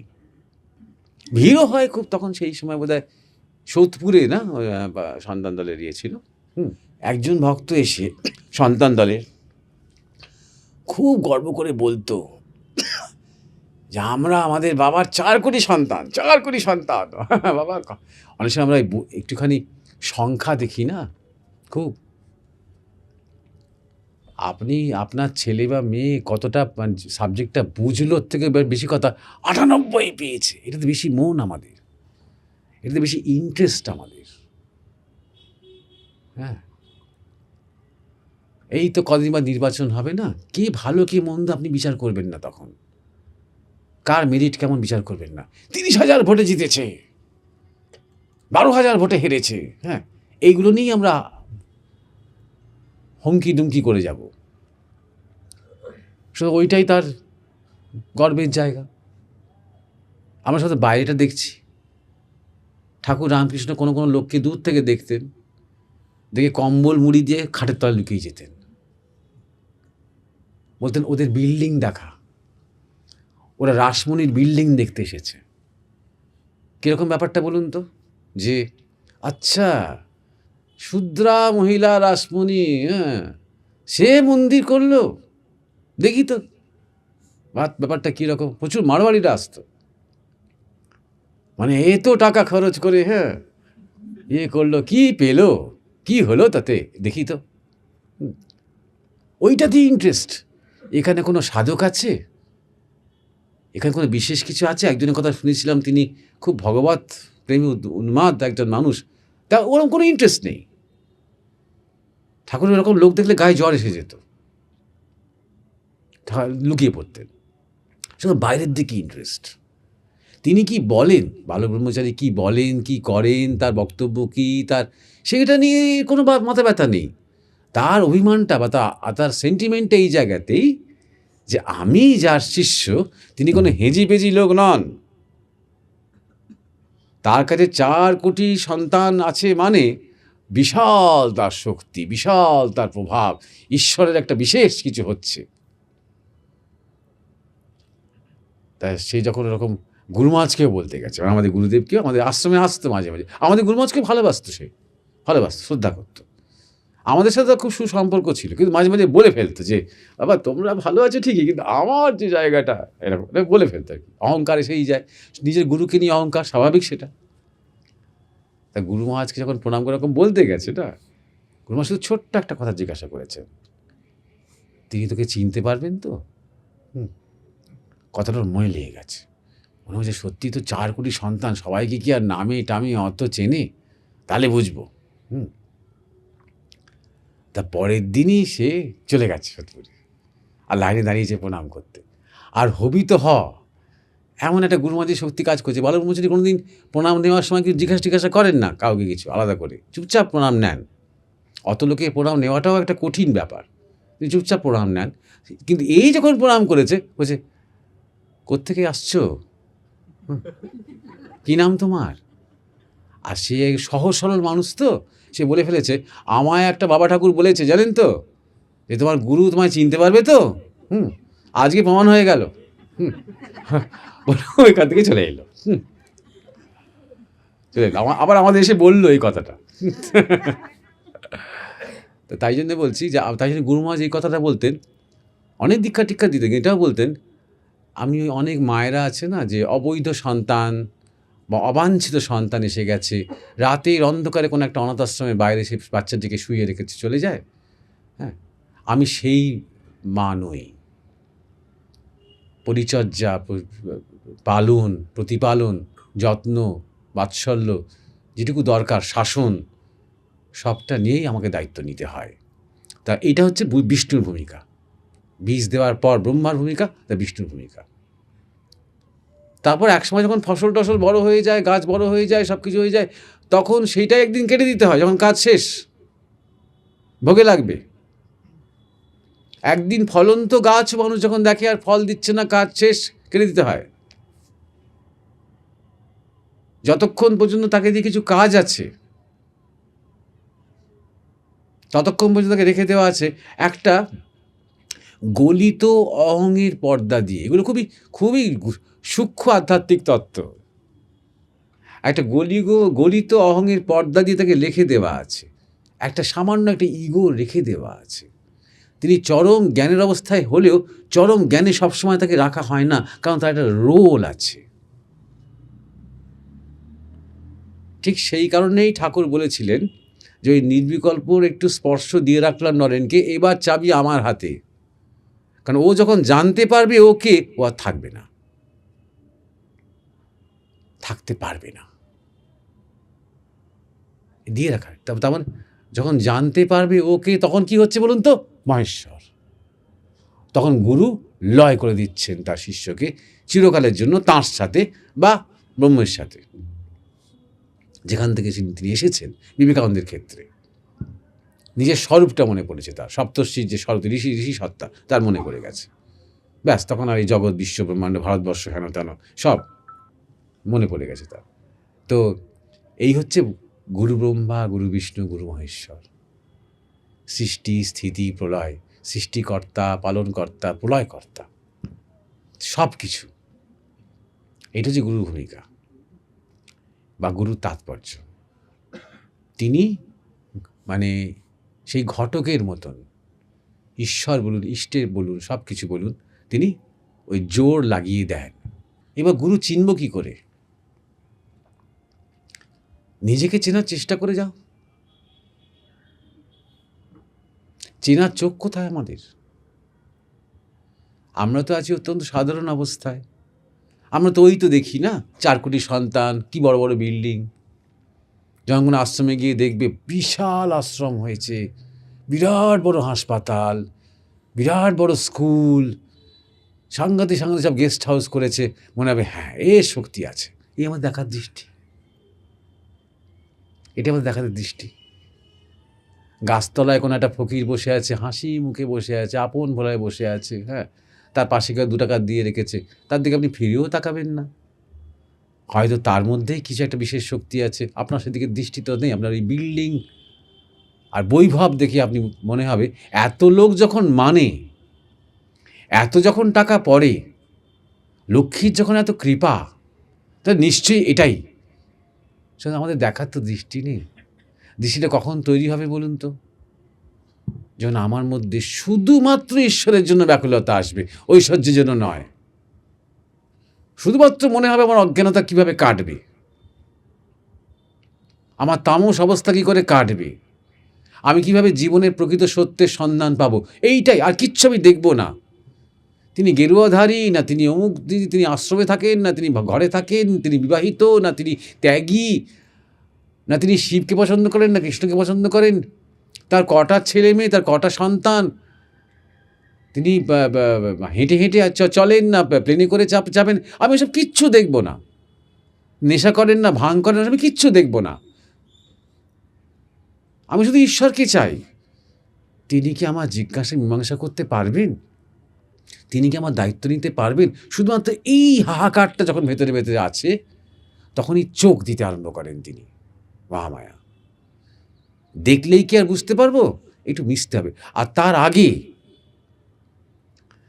এটাই খেয়াল রাখতে হবে, এখানে খুব সূক্ষ্ম অনেক কিছু কাজ করে আসলে। এই যে দৃষ্টিটা তৈরি হচ্ছে না ব্যাকুলতা শক্তিতে, এটাও তাঁর কৃপা। একজন মানুষের মধ্যে দিয়ে সত্যি ঈশ্বরের জন্য ব্যাকুলতা আসে, জানবে এটা বিরাট বড় কৃপা। একে বলা হয় আত্মকৃপা। আপনার ভগবানের কৃপা, ঈশ্বরের কৃপা, গুরু কৃপা এইটা বলতে অভ্যস্ত, কিন্তু আত্মকৃপা ভাবতে কজন অভ্যস্ত? ওটাই কিন্তু ফার্স্ট। রামকৃষ্ণ বলছেন, আমি 16 টাং করেছি, তোরা 1 টাং কর। এই 1 টাংটা হচ্ছে আত্মকৃপা। তোরা নিজেরা একটু চেষ্টা কর, তোরা 1 পা এগো, আমি 10 পা এগিয়ে আসবো। ঈশ্বরের কৃপাটা তখনই হবে, একটু আগে হাঁটাতে উদাহরণ দিয়ে যেটা বলছিলাম, তখনই হবে। এই আত্মকৃপাটাও যে হচ্ছে না, এটাও তাঁর কৃপা। এই যে ব্যাকুলতা শক্তিতে আস্তে আস্তে আমাদের দৃষ্টিটা সূক্ষ্ম থেকে সূক্ষ্মতর হচ্ছে, তখন আমি বৈভব দেখব না, তখন আমি প্রাসাদ দেখব না, তখন আমি কত টাকা পয়সা প্রণামী, তিনি দেশ বিদেশে তাকে নিয়ে যাচ্ছে প্লেনে করে, ওই সব দেখব না। আমি দেখব তিনি আর আমি। এই যখন দৃষ্টি তৈরি হচ্ছে, তখন একটা সময় অনুভব করতে আরম্ভ করবে যে একটা প্রচণ্ড টান অনুভব হচ্ছে ভেতর থেকে তার প্রতি। এবার এইটা হচ্ছে তাঁর কৃপা, গুরু কৃপা। কারণ ফাইনালি গুরু শিষ্যকে চিনে নেন, শিষ্য গুরুকে চিনে নিতে পারে না, তার সেই ক্ষমতা নেই। আর যখন গুরু শিষ্যকে চিনে নেন তখন শিষ্যের মধ্যে ওই টানটা তৈরি করে দেন। আর যেন মনে হয় জন্ম জন্মান্তরের সম্পর্ক, যেন এই ক্ষণটার জন্য এতকাল ধরে অপেক্ষা করেছি, এইটা মনে হয়। भले बुरे सारे कर्मों को, भले बुरे सारे कर्मों को देखे और दिखाए, तोरा मन दर्पण कहलाए, तोरा मन दर्पण कहलाए, तोरा मन दर्पण कहलाए।